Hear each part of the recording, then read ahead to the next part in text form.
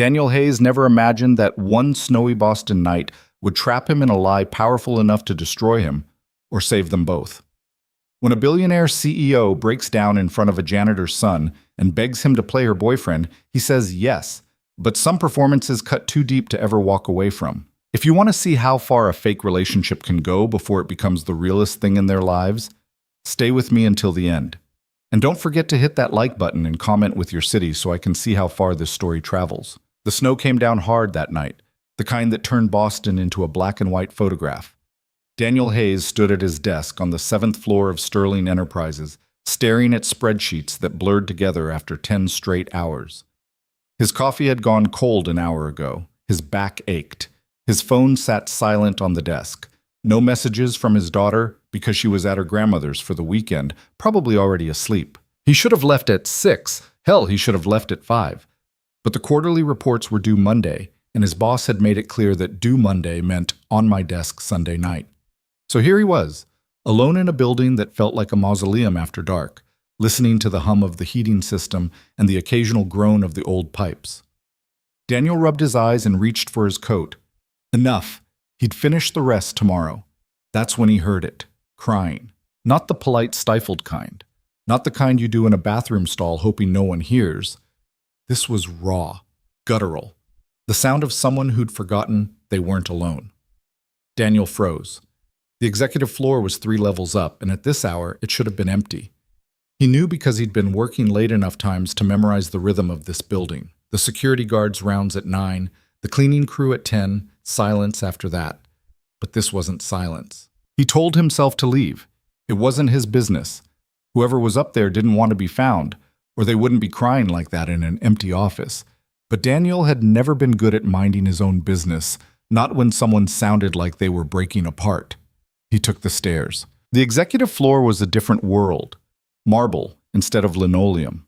Floor-to-ceiling windows instead of fluorescent lights. Everything up here whispered money, the kind Daniel had only ever seen from a distance. His father had been a janitor in a building like this once. Daniel remembered visiting him as a kid, watching his dad mop floors while men in expensive suits walked past without looking down. The crying was coming from the corner office. The door was cracked open, light spilling into the hallway. Daniel hesitated. He could still leave. Pretend he'd never heard anything. Go home, heat up leftover pasta, fall asleep to whatever was on TV. But he didn't. He knocked, soft enough to be polite, loud enough to be heard. The crying stopped instantly. Hello? Daniel pushed the door open a few inches. Are you... Get out. The voice was sharp, cold, the kind of voice used to giving orders and having them followed. But underneath it, Daniel heard something else. Fear. Desperation. He stepped inside anyway. The woman sitting on the floor behind the massive oak desk looked like she'd been crying for hours. Her face was blotchy, mascara streaked down her cheeks in dark rivers. She wore a white blouse that had come untucked, a pencil skirt that had ridden up slightly, and no shoes. Her hair, dark, expensively cut, hung in tangles around her face. Daniel recognized her immediately. Everyone in the building knew Victoria Sterling. She was the CEO, the youngest person to ever run Sterling Enterprises, the woman whose face appeared in Forbes and Business Insider with headlines like "The Ice Queen of Boston Finance" and "Sterling's Ruthless Rise." She didn't look ruthless now. She looked wrecked. "I said get out," she repeated, but there was no force behind it this time. Daniel closed the door behind him and stayed where he was. "Are you okay?" Victoria laughed, bitter and broken. "Do I look okay to you?" "No?" She blinked at him, as if she'd expected a lie. "Then why are you asking?" "Because I don't know what else to say." She stared at him for a long moment, then let her head drop back against the desk. "Who are you?" "Daniel Hayes. I work in accounting." Of course you do." She wiped her face with the back of her hand, smearing mascara across her cheek. "You're not supposed to be here." "Neither are you." Another laugh, sharper this time. "This is my building." "It's Saturday night," Daniel said, "at 11 o'clock, in a snowstorm. I don't think even billionaires are supposed to be crying alone in their offices." Victoria's jaw tightened. For a second he thought she was going to tell him to leave again, maybe threaten to have security throw him out. Instead she said, "My cousin's getting married next weekend." Daniel waited. And I can't go, she continued, her voice flat, because if I show up alone, they'll tear me apart. My mother, my aunts, my perfect fucking cousins who've been waiting for me to fail since I was 16. They'll smile and ask where Jonathan is, and when I say we broke up, they'll look at me like I'm exactly what they always thought I was, a workaholic who chose a company over a man. Jonathan's your ex? Fiancé, she corrected. Was. He proposed last year. Called it off 6 months ago because I prioritized my career over our relationship, which is code for I didn't quit my job to plan centerpieces and pick out wedding cakes. Daniel leaned against the wall. Sounds like an asshole. Victoria's mouth twitched, almost a smile. He is. But he's also going to be at the wedding because he's best friends with my cousin's husband. So I get to watch everyone feel sorry for him while they judge me. So don't go. I can't not go. She looked up at him, eyes red and exhausted. It's my family. If I don't show up, it's a scandal. If I show up alone, it's worse. And if I bring some random date they'll know I hired, I'll never hear the end of it. Daniel didn't say anything. He was starting to understand why she was crying in her office instead of at home. Victoria pushed herself to her feet, unsteady without her shoes. She walked to the window and stared out at the snow. I need someone who doesn't look like a hired actor. Someone real. Someone who can stand next to me for one weekend and make it believable that I'm not the cold, unlovable bitch everyone thinks I am. She turned to face him. Someone like you. Daniel's stomach dropped. Me? You. She crossed her arms, studying him like he was a balance sheet she was trying to make sense of. You're normal, decent looking. You probably know how to smile without looking like you're calculating a hostile takeover. I'm not, Daniel started, then stopped. This is insane. I know. You don't even know me. I know you knocked on my door when you could have walked away, Victoria said. I know you didn't run when I told you to get out. That's more than most people would do. Daniel shook his head. I can't pretend to be your boyfriend. I have a daughter. I have a life. I can't just... One weekend, Victoria interrupted. That's all I'm asking. I'll pay you. $50,000. The number hit him like a fist. 50,000. That was a year of his daughter's college fund. That was the down payment on a house. That was every late bill, every maxed out credit card, every desperate prayer that his car wouldn't break down before payday. I can't, he said, but his voice wavered. Victoria saw it. She stepped closer, and for the first time, Daniel saw something other than desperation in her eyes. Calculation. The Ice Queen coming back online. You're thinking about it, she said, which means you need the money. So let me make this easier for you. One weekend. You show up, you smile, you hold my hand at the ceremony. You don't have to love me. You don't even have to like me. You just have to stand there and make it look like someone chose me. Daniel's throat felt tight. He thought about his daughter, Emma, 7 years old, and already asking why they couldn't go on vacation like her friends. He thought about the stack of overdue notices on his kitchen counter. He thought about the look on his ex-wife's face the last time she dropped Emma off, the pity in her eyes when she saw his apartment. He thought about all the ways $50,000 could change his life. One weekend, he said. Victoria exhaled, and for a second, she looked like she might cry again. But she didn't. She straightened her shoulders, smoothed her hair, and became the CEO again. One weekend, she agreed, and after that, we never have to see each other again. The wedding was in the Berkshires at an estate that looked like it had been airlifted from the English countryside. Daniel drove up Friday afternoon in his 13-year-old Honda, feeling more out of place with every mile. Victoria had offered to send a car, but he'd refused. He needed something familiar to hold on to. The estate was called Ashford Manor, and it was exactly as pretentious as it sounded. Stone walls, ivy-covered towers, a driveway that curved through manicured gardens dusted with early spring snow.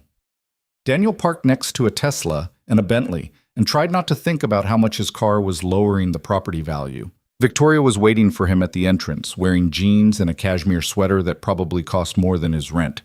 She looked different in daylight, less wrecked, more guarded. Her hair was pulled back, her face carefully made up. She looked like the woman from the magazine covers again. You came, she said, and he couldn't tell if she was relieved or surprised. You paid me $50,000, Daniel replied. I wasn't going to skip town. People have done worse for less. She led him inside through hallways lined with oil paintings and antique furniture.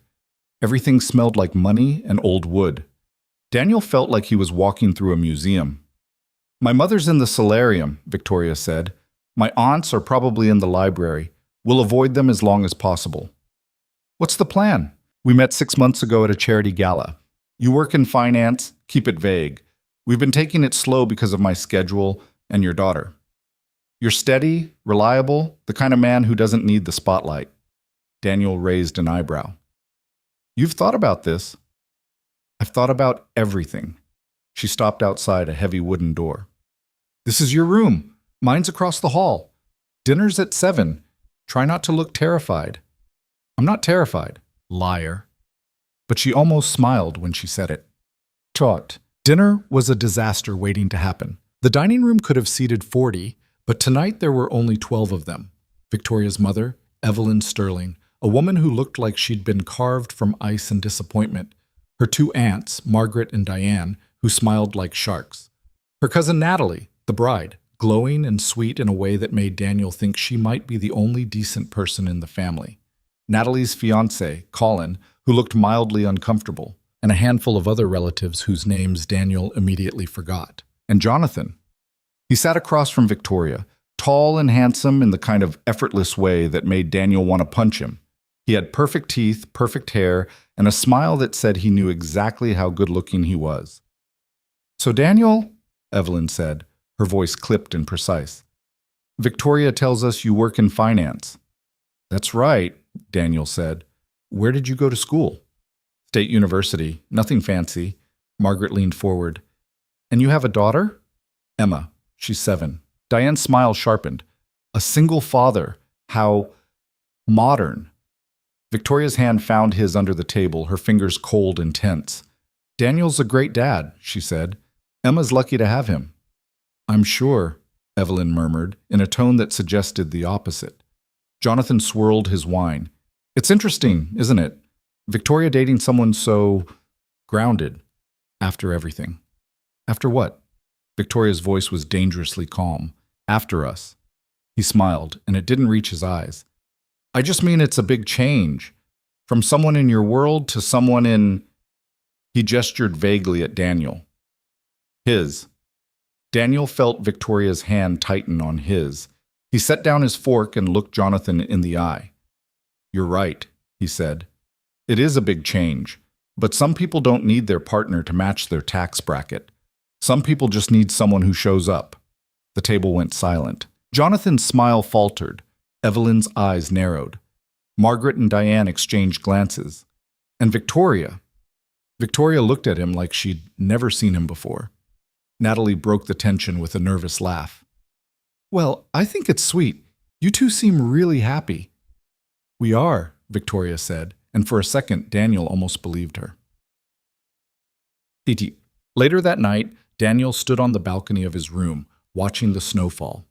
The estate was quiet, the kind of quiet that only came with money. No sirens, no traffic, no neighbors shouting through thin walls. The door behind him opened. Victoria stepped out, wrapped in a robe, her hair loose around her shoulders. "You didn't have to do that," she said. "Do what?" "Defend me. At dinner." Daniel shrugged. He was being an asshole. "He's always an asshole." She leaned against the railing beside him. "But you didn't have to make it worse." "Did I?" "No?" She looked at him, something unreadable in her eyes. "You made it better." They stood there in silence, the snow falling around them. For the first time since this whole thing started, Daniel didn't feel like he was drowning. "Thank you," Victoria said quietly. "For what?" "For showing up." Daniel didn't know what to say to that, so he didn't say anything. He just stood there beside her, watching the snow, and wondered how the hell he'd ended up here. And for the first time in a long time, he didn't mind not knowing. The morning came too early. Daniel woke to pale sunlight filtering through curtains that probably cost more than his couch, his neck stiff from a mattress that was somehow both too soft and too firm.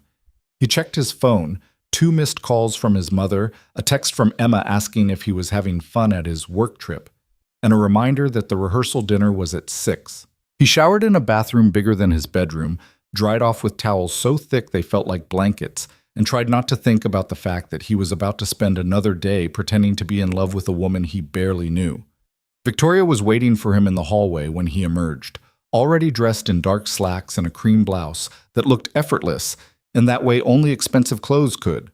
She had her phone pressed to her ear, her voice clipped and professional. "I don't care what the projections say, Marcus. If we don't close by Monday, we lose the advantage. No, I can't push it. Just make it happen." She hung up without saying goodbye and looked at Daniel. "You're late. It's 8 in the morning. Breakfast started at 7:30. Daniel followed her down the hallway, still waking up. "Do rich people not sleep in?" "Not on wedding weekends." She glanced back at him. "My mother wants to meet you properly, without the audience from last night." "Great. Don't be nervous." "I'm not nervous. You're doing that thing with your jaw again." Daniel touched his face. "What thing?" "The clenching thing. You did it all through dinner."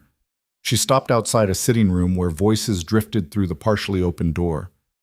"Just be yourself. She's going to try to intimidate you, but that's just how she is with everyone." "That's supposed to make me feel better?" Victoria almost smiled. "No, but at least you're prepared." Evelyn Sterling sat by the fireplace with a cup of tea and what looked like the financial section of the Times. She was in her early 60s, elegant in the way old money always was. Understated jewelry, perfectly tailored clothes, posture that suggested she'd never slouched a day in her life. She looked up when they entered, her gaze settling on Daniel with the kind of assessment usually reserved for art appraisals. "Daniel," she said, "sit." It wasn't a request. He sat. Victoria remained standing by the window, her arms crossed, watching. "Victoria tells me you work at Sterling Enterprises," Evelyn said. "In accounting, yes." "How long have you been there?" 3 years. "And before that?" "Another firm. Nothing you'd have heard of." Evelyn set down her teacup with a soft click. "You're being evasive." "I'm being honest. I worked at a mid-size accounting firm in Quincy before Sterling. Before that, I was getting my degree while working nights at a warehouse. There's no mystery to it." "And your daughter's mother?" Daniel felt his jaw tighten again. "We divorced when Emma was 2. "Why?" "With respect, Mrs. Sterling, I don't see how that's relevant." "Everything about you is relevant if you're dating my daughter." Evelyn's voice was calm, almost pleasant, but there was steel underneath. "Victoria has made questionable decisions before. I want to know if you're another one." "Mother," Victoria's voice cut across the room. Evelyn ignored her. "You're a single father working in accounting.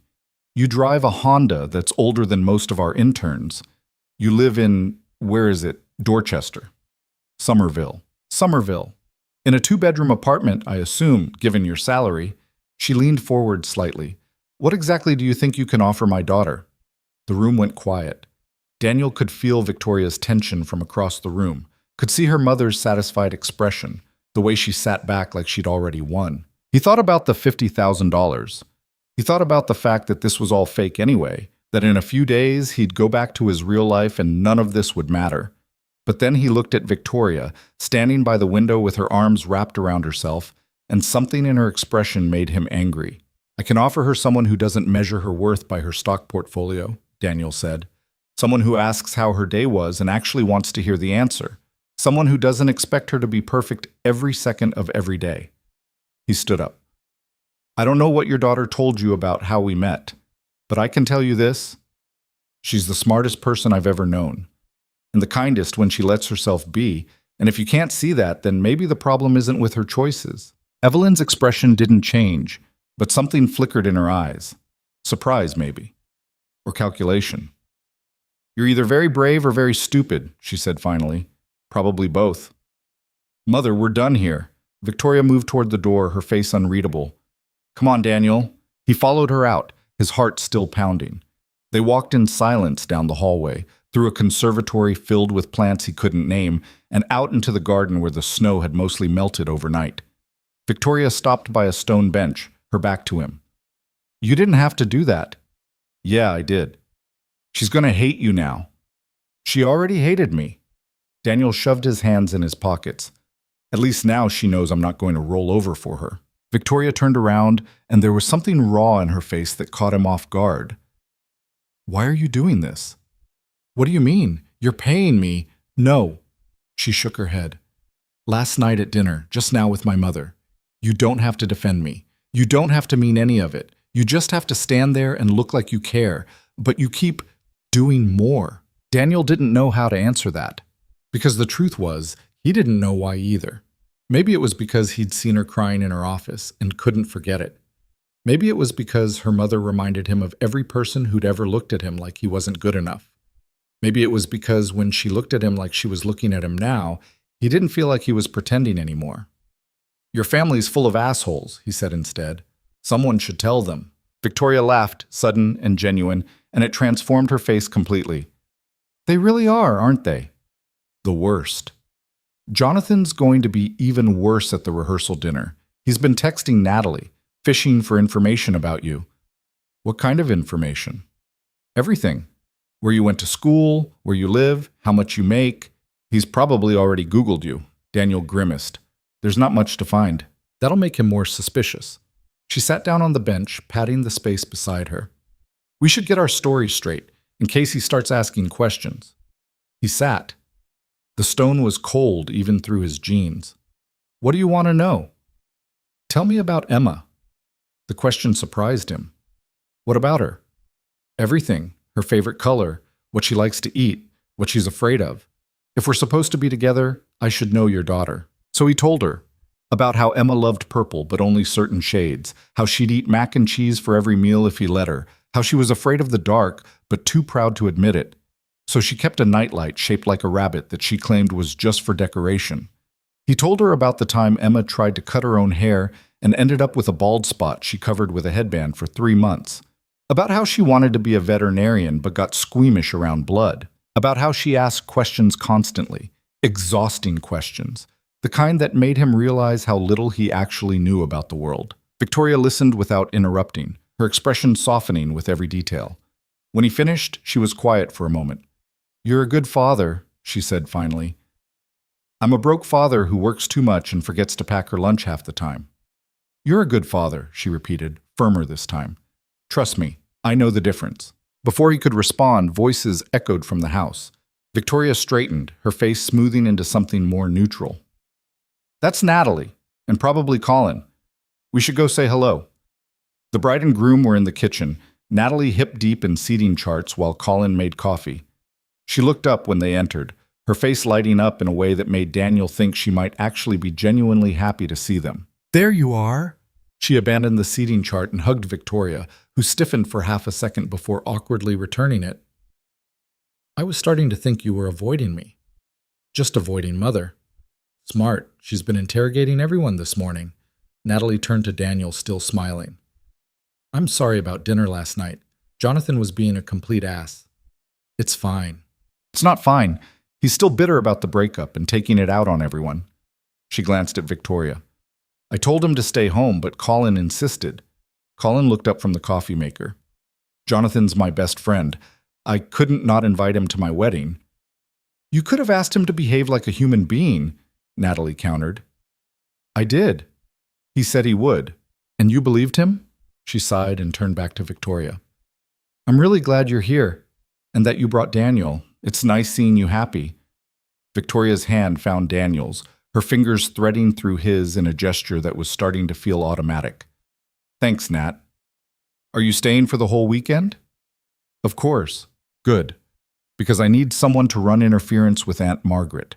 She keeps trying to convince me to add a string quartet to the ceremony, and I don't have the heart to tell her we already hired a DJ. They spent the next hour helping with wedding preparations, or at least pretending to help while Natalie did most of the actual work. Daniel found himself folding programs while Victoria argued with her cousin about the font choice on the place cards. It was weirdly domestic, almost normal, except for the fact that the programs were printed on paper that probably cost more per sheet than his grocery bill. Around noon, Jonathan appeared. He looked like he'd just come from a run, expensive athletic wear, headphones around his neck, the kind of calculated dishevelment that took effort to achieve. He grabbed a water bottle from the fridge and leaned against the counter, his eyes on Victoria. Didn't know you were into arts and crafts, he said. Victoria didn't look up from the place cards. There's a lot you don't know about me. Clearly, his gaze shifted to Daniel. So Daniel, Victoria says you work in accounting.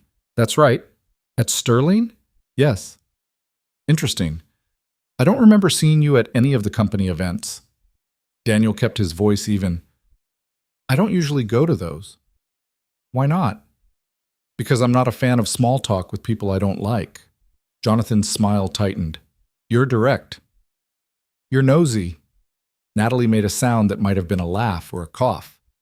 Victoria's hand tightened on her pen. Colin suddenly became very interested in his coffee. Jonathan straightened up, all pretense of friendliness gone. I'm just trying to figure out how a guy in accounting ended up with someone like Victoria. No offense, but you don't exactly seem like her type. And what's her type? Daniel asked. Ambitious, driven, someone who understands the world she lives in. He looked at Victoria. Someone like me. You broke up with me, Victoria said quietly, because you chose your company over us. I chose my company over your ego. There's a difference. The kitchen went silent. Natalie looked mortified. Colin stared at his coffee like it held the answers to the universe. And Jonathan looked like he wanted to throw something. This is exactly what I'm talking about, he said. You can't admit when you're wrong. You can't compromise. And now you're dating some random guy you probably met at the office because you're too proud to admit you made a mistake letting me go. Daniel stood up. He was done. You know what I think? He said, and his voice was dangerously calm. I think you're pissed that she moved on. I think you expected her to come crawling back begging you to reconsider, and when she didn't, it destroyed you, because you're the kind of guy who can't handle a woman who doesn't need him. Jonathan's face flushed red. You don't know what you're talking about. I know exactly what I'm talking about. You loved the idea of her, the CEO, the brilliant businesswoman, the trophy you could show off at parties. But you hated that she was actually good at it. You hated that she was better than you. That's not... And now she's with someone who doesn't need her to be less than she is to feel like a man. Must kill you. Jonathan took a step forward. Daniel didn't move. For a second it looked like something was about to happen. A punch, a shove, something ugly. Then Victoria stepped between them. Get out, she said to Jonathan, her voice ice cold. This is Natalie's house. I don't care. Get out of this room before I make you. Jonathan stared at her, his jaw working. Then he grabbed his water bottle and stormed out, slamming the door behind him. The silence that followed was deafening. Natalie broke it first. Well, that was fun. Colin rubbed his face. I'll talk to him. Don't bother, Victoria said. She was still standing in the spot where she'd blocked Jonathan, her shoulders tense. He's always been like this. He just hit it better before. Natalie walked over and squeezed her arm.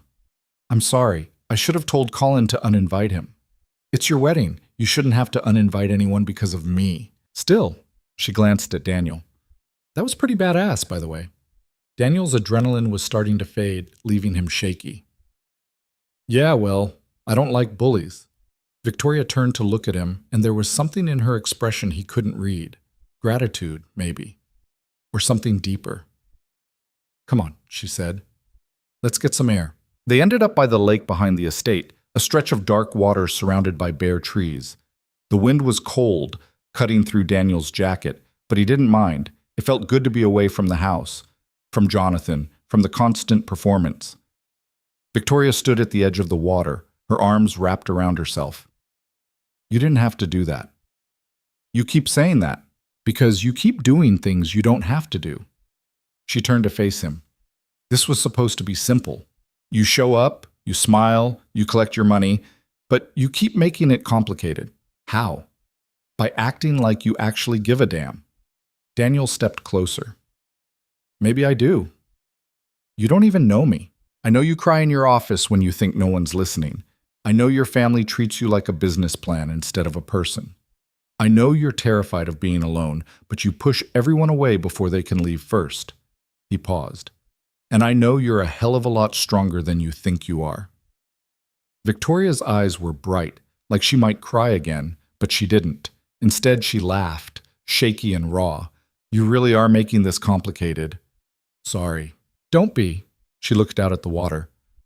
I haven't had someone defend me like that in a long time. Maybe ever. Your ex was a piece of work. He wasn't always. In the beginning, he was charming, supportive. He said he loved how driven I was. She shook her head. But that lasted about 6 months. After that, it was constant comments about how I worked too much, how I cared more about board meetings than our relationship, how I needed to find balance, which really meant I needed to make him feel important. And you stayed with him? Stayed for 2 years. Engaged for 1. She laughed bitterly. I kept thinking if I just worked a little less, made a little more time, he'd go back to being the person I fell for. But that person never existed. He was just playing a role until I didn't fit the script anymore. Daniel understood that better than he wanted to admit.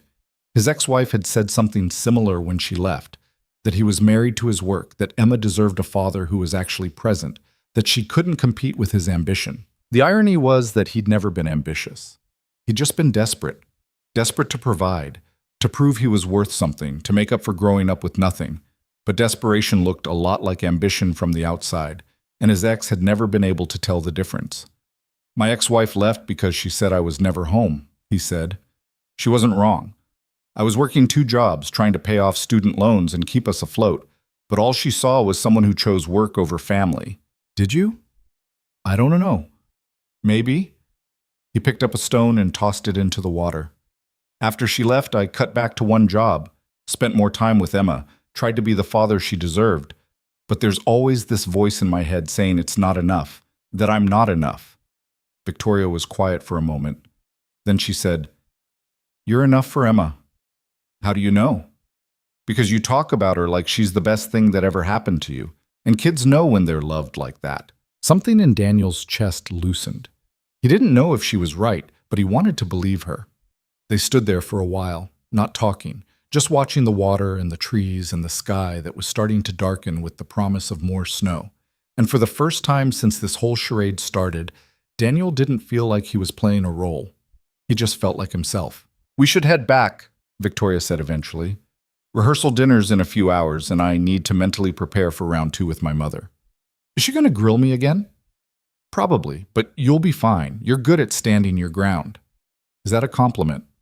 "Don't let it go to your head." The rehearsal dinner was held in the estate's formal dining room, a cavernous space with crystal chandeliers and portraits of people who'd been dead for centuries staring down at them. Daniel sat next to Victoria, at a table that could have doubled as a landing strip, trying not to feel like he was being judged by oil paintings. The meal was some kind of French thing with too many courses and not enough food. Daniel was starving by the 3rd course, which appeared to be a single scallop artfully arranged on a plate the size of a hubcap. "Is this dinner or performance art?" he whispered to Victoria. She hid a smile behind her wineglass. "Both." Across the table, Jonathan was holding court, telling some story about a business deal that made him sound like a hero, and everyone else sound like idiots. People laughed at the right moments, nodded in agreement, hung on his every word.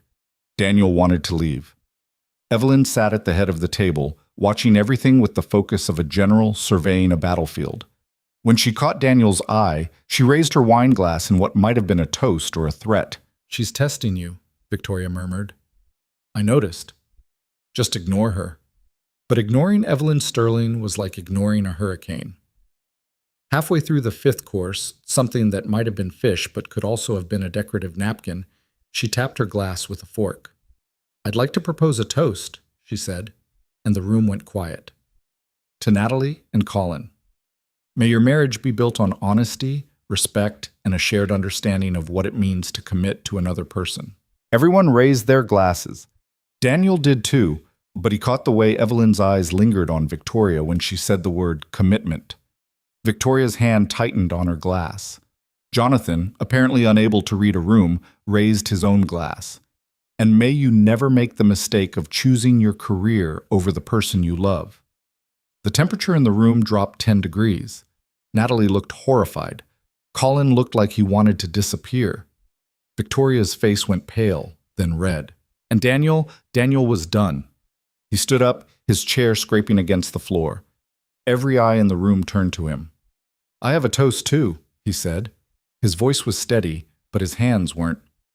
"To people who don't know when to shut up, may they eventually learn that not everything needs to be said out loud, especially when it's just thinly veiled bitterness disguised as wisdom."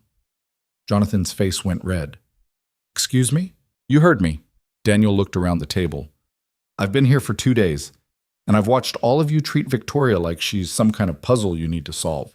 Like there's something wrong with her because she built a company instead of a wedding registry. But here's the thing, there's nothing wrong with her. The problem is all of you. Daniel?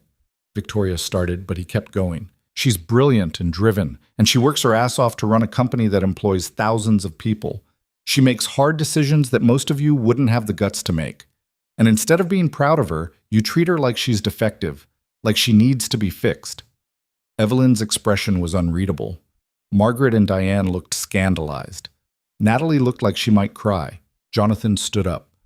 You've known her for 6 months. I was with her for 3 years. I think I know her better than you do. You knew the version of her you wanted her to be, Daniel shot back. You never knew the real her because the real her scared you. That's enough. Evelyn's voice cut through the room like a knife. She stood and everyone else fell silent. Daniel, you're a guest in my family's home. I suggest you remember that.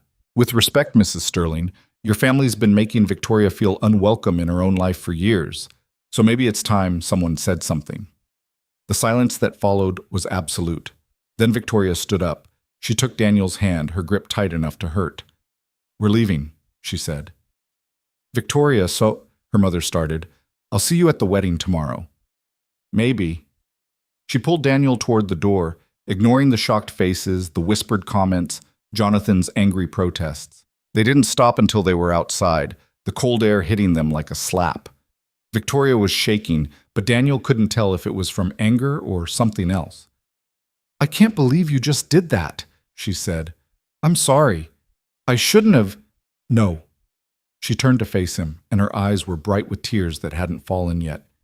I can't believe you just did that for me. Daniel didn't know what to say, so he just stood there, holding her hand in the freezing night air while she tried not to cry. They're going to hate you now, she said finally. They already hated me. They're going to hate you more. I'll survive. She laughed, broken and wet. You're insane. Probably. You didn't have to defend me. Yeah, I did. Why? Her voice cracked on the word. Why do you keep doing this? You don't owe me anything. This is just a job. You're just here because I'm paying you. And Daniel realized, standing there in the snow with her hand in his and her family's judgment hanging over them like a cloud, that somewhere along the way it had stopped being just a job. I'm here because I want to be, he said. Victoria stared at him, and something shifted in her expression, something that looked like hope and terror all at once. Then she kissed him. It wasn't planned or smooth or cinematic.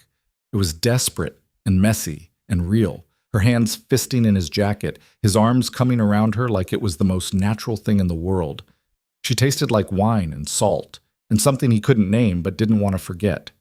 When they broke apart, they were both breathing hard. That wasn't part of the deal, Victoria whispered. I know. We shouldn't. I know. This is a terrible idea. Probably the worst. She kissed him again, and this time Daniel stopped thinking about deals and money and all the reasons this was complicated. He just kissed her back and let himself feel something real for the first time in years. Show more. Daniel woke alone in Victoria's bed, the sheets cold beside him. Morning light harsh through windows he still wasn't used to. For a disorienting second, he forgot where he was. Then it all came rushing back. The kiss. The conversation about trying. The way she'd fallen asleep in his arms while he'd stayed awake, his mind racing. He checked his phone. 7:30. 3 missed calls from his mother, 2 texts asking when he was picking up Emma. Right. Real life. The thing he'd been avoiding thinking about while wrapped up in a billionaire's bed. He found Victoria in the kitchen, already dressed in workout clothes, her hair wet from a shower he hadn't heard. She was on her laptop, her expression focused in that way that meant she was already working even though it was Sunday morning. Hey, he said. She looked up, and her face softened. Hey, coffee's ready. He poured himself a cup, trying to shake off the weirdness of being in her space. Everything in the kitchen cost more than his entire apartment. The espresso machine, the knife set, the stupid designer trash can that probably had a patent. I have to go soon, he said. Pick up Emma. I know. Victoria closed her laptop. I was thinking about what you said, about being honest if we're doing this. Okay. I need to tell you something. She wrapped her hands around her own coffee cup, not looking at him. The $50,000. I didn't just pick that number randomly. Daniel's stomach dropped. What do you mean? I had my assistant research you before I asked. Your salary, your debt, your custody arrangement. I knew exactly how much money would be impossible for you to turn down. She finally met his eyes. I manipulated you, and I need you to know that before we go any further. He set down his coffee, trying to process this. You manipulated me. Yes, by offering me life-changing money to do something that would help you. When you put it like that, it sounds less terrible than it was. Victoria, I'm not an idiot. I knew what I was agreeing to. He leaned against the counter. You were desperate, and you used the tools you had available. That's not manipulation. That's just business. It feels like manipulation, because you're used to people accusing you of it. He moved closer. Look, I'm not going to pretend the money didn't matter. It did. It does. $50,000 is going to change my life and Emma's life, but I also could have said no. I had that choice, and I didn't take it. Why not? Because I saw you crying in your office, and something in me broke. He touched her face, making her look at him. Because I recognized that kind of loneliness, and because even then, before I knew you, I wanted to help. Victoria's eyes were bright. That's the stupidest reason I've ever heard. Probably, but it's the truth. She kissed him, coffee-flavored and desperate, her hands fisting in his t-shirt. When they broke apart, they were both breathing hard. I have to go, Daniel said, even though he didn't want to. I know, but I'll call you later. We'll figure out what this looks like. Okay. She walked him to the door, still in her bare feet. Daniel, thank you for not running away when I gave you the chance. Thank you for being honest about the money thing, even though it didn't change anything. He left before he could change his mind about leaving, driving back to his real life with the taste of her still on his lips. Emma was wound up when he picked her up, talking a mile a minute about the cookies and the movie and how Grandma had let her stay up until 10. His mother gave him a knowing look, but didn't ask questions, just handed him Emma's overnight bag and told him to drive safe. Daddy, can we get pancakes? Emma asked as soon as they were in the car. It's almost lunchtime, Bug. So, pancakes are good for lunch too. They ended up at the diner anyway, the same one they always went to, with the sticky menus and the waitress who knew their order by heart. Emma colored on her placemat while they waited for food, and Daniel tried to figure out how to explain Victoria to a 7-year-old. Bug, remember how I said I met someone at my work trip? Emma didn't look up from her coloring. The lady named Victoria. Yeah, her. I wanted to talk to you about that. Are you going to marry her? Daniel choked on his coffee. What? No, we just started. Where did that come from? Madison's dad has a girlfriend, and she said they're probably going to get married. So I figured that's what happens. It's more complicated than that. Emma finally looked up, her expression serious in that way kids got when they were trying to understand adult things. Do you like her? Yeah, I do. Does she like you? I think so. Then why is it complicated? Because she's a billionaire and I'm barely making rent, Daniel thought. Because her family hates me and her ex wants to destroy me and I have no idea how to navigate her world. Because I'm terrified of screwing this up and hurting both of us in the process. Because grown-up relationships are always complicated, he said instead. Emma went back to her coloring. That's dumb. Yeah, it kind of is. It's it. Their food arrived, and they ate in comfortable silence. Daniel watched his daughter demolish a stack of pancakes bigger than her head and felt the weight of responsibility settle over him like a blanket. Everything he did affected her, every choice, every relationship, every risk he took. He couldn't just think about himself anymore. If you really like her, you should keep seeing her, Emma said suddenly, syrup on her chin. Yeah? Yeah, you smile more when you talk about her. You haven't smiled that much since before Mom left. Daniel's throat went tight. When did you get so smart? I've always been smart. You just don't usually listen. She was right about that. He wiped the syrup off her face and made a decision. He was going to try this with Victoria, really try. And if it didn't work out, at least he'd know he'd been brave enough to take the chance. Monday morning hit like a sledgehammer. Daniel was back at his desk by 8, staring at the same spreadsheets he'd been avoiding for a week, trying to focus. Word had gotten around that he'd been at a wedding with the CEO. People kept stopping by his cubicle with thin excuses, fishing for information. "So, Hayes, heard you had an interesting weekend," Jerry said, leaning against the partition. "It was fine." "Just fine. You were at the Sterling estate with Victoria Sterling." "I was at a family wedding. It wasn't a big deal." Jerry's grin said he didn't believe a word of it. "Whatever you say, man. But if you're dating the boss, maybe put in a good word for those of us who'd like a raise." "I'm not dating the boss." "Sure you're not." It went on like that all morning. Whispers, knowing looks, people suddenly very interested in talking to him. By lunch, Daniel was ready to quit and become a hermit. His phone buzzed. "Victoria, how's your day going?" "Daniel, everyone thinks we're sleeping together." "Victoria, are they wrong?" "Daniel, we didn't sleep together. We just slept in the same bed while fully clothed." "Victoria, that's a terrible defense." "Daniel, I'm aware." "Victoria, want to have lunch?" "My office, I'll order in." Daniel stared at the message.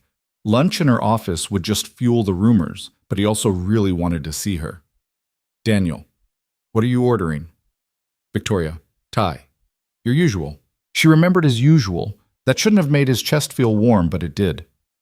"Daniel, I'll be there at noon." He took the stairs to the executive floor, partly for the exercise and partly to avoid running into anyone he knew in the elevator. Victoria's assistant, a sharp woman in her 40s named Patricia, gave him a look that could have meant anything when he arrived. "She's expecting you," Patricia said, gesturing to the office door. "And Mr. Hayes, whatever's happening between you two, I'm rooting for it. I've never seen her this happy." Daniel didn't know what to say to that, so he just nodded and went inside. Victoria was at her desk, papers spread everywhere, her hair pulled back in a ponytail that made her look younger. She glanced up when he entered and smiled, real and unguarded. "Hey." "Hey." He closed the door behind him. "Your assistant thinks we're a thing. Patricia's known me for 8 years. She can read me better than I can read myself." Victoria stood up, moving around the desk. "Did you mean what you said yesterday? About trying?" "Yeah, I did." "Good. Because I've been thinking about logistics." She pulled out her phone, scrolling through something. "We should keep this quiet at work. Not because I'm ashamed, but because the optics are complicated. You're technically an employee, even though you don't report to me, and—" "Victoria." She looked up. "What?" "Stop planning." "I'm not planning, I'm just—" "You're planning. You're trying to control this like it's a business deal." He took the phone from her hand, setting it aside. "We can't strategize our way through a relationship." "Why not? I strategize everything else." "Because this isn't a merger. It's two people trying to figure out if they can build something together.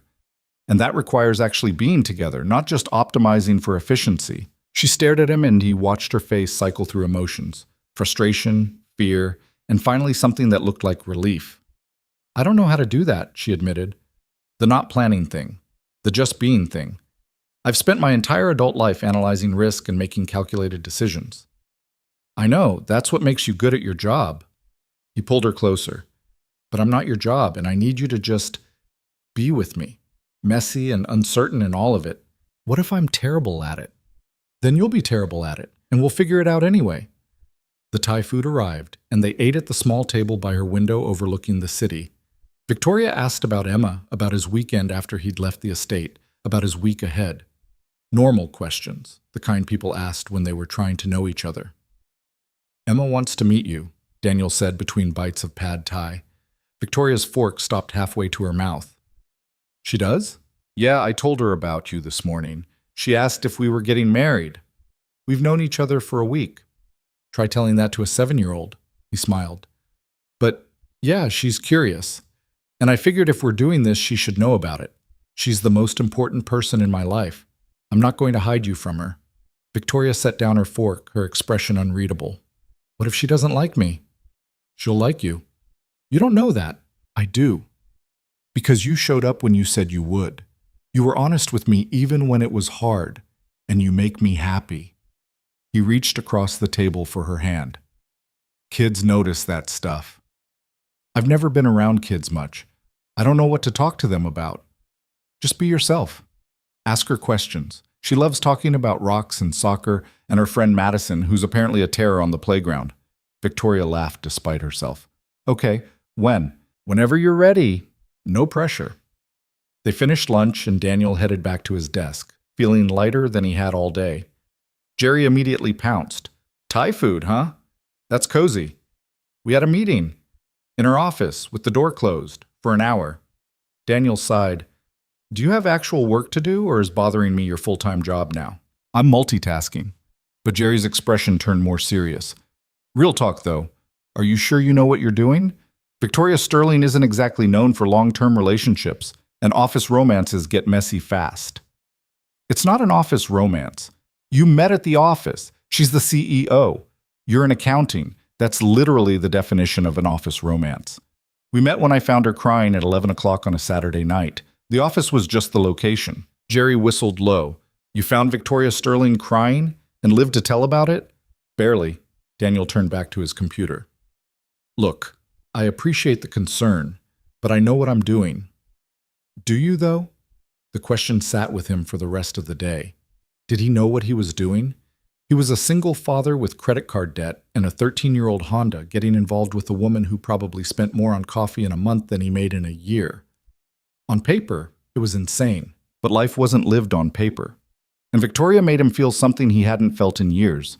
Hope. Hope that he could be more than just a paycheck, more than just Emma's dad, more than the guy who was always one emergency away from financial disaster. His phone buzzed as he was packing up for the day. Victoria. Dinner tomorrow? My place. I'll cook. Daniel. You cook? Victoria. I'm learning. How hard can pasta be? Daniel. Famous last words. Victoria. Come anyway. 7 p.m. And Daniel? Daniel. Yeah? Victoria. Bring Emma. His heart did something complicated in his chest. He stared at the message for a long moment, then typed, She's going to love you. Victoria. I hope you're right. The next day crawled by.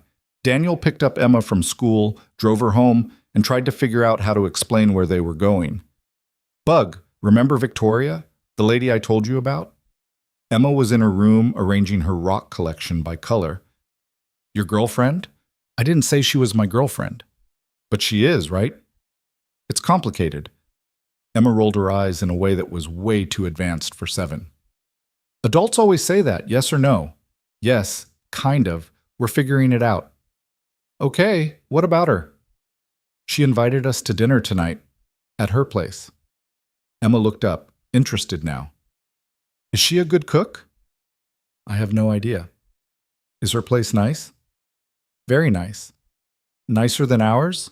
Daniel thought about his 2-bedroom apartment with the leaky faucet and the neighbor who played drums at midnight.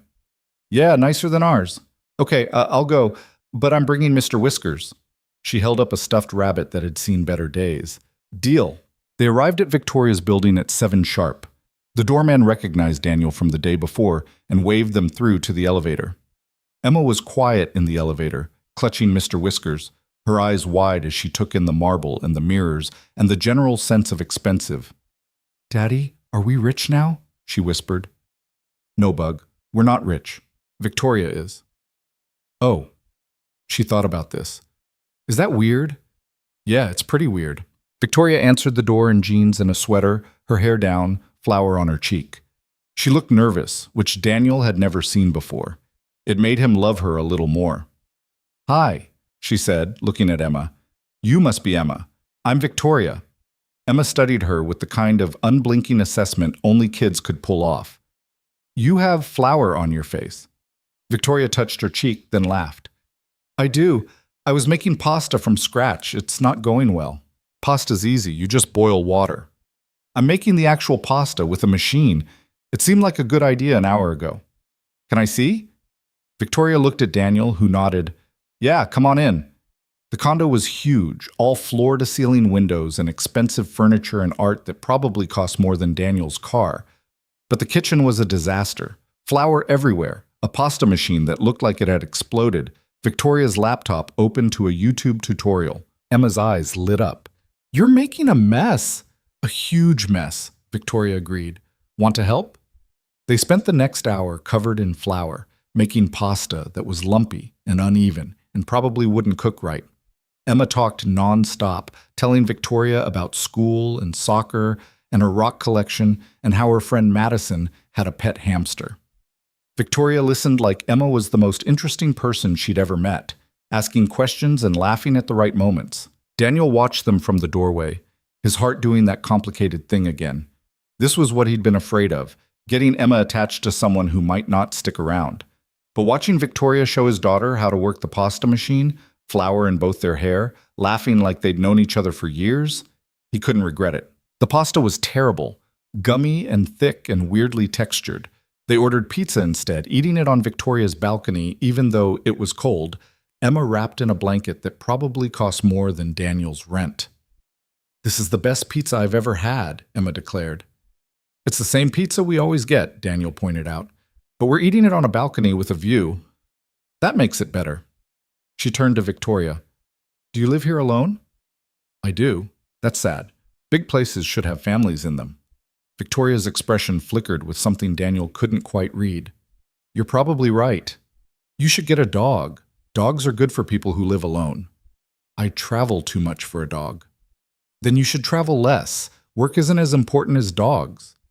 Victoria caught Daniel's eye and they both tried not to laugh. "That's very wise advice." "I know, I'm wise," Emma yawned, leaning against Daniel. "Daddy, I'm tired." "Yeah, Bug, it's past your bedtime." He stood, gathering their plates. "We should go." "Do we have to?" Emma looked at Victoria. "Can we come back?" Victoria's face softened. "Anytime you want." They said their goodbyes, Emma hugging Victoria like they were old friends, making her promise to try the pizza place by their apartment next time because it was even better than this one. Daniel carried his half-asleep daughter to the elevator, Victoria following them out. "Thank you," she said quietly, so Emma wouldn't hear. "For bringing her. For trusting me with her. Thank you for being worth trusting." He kissed her goodbye in the hallway, soft and quick, because Emma was watching with one eye open. When the elevator doors closed, Emma smiled.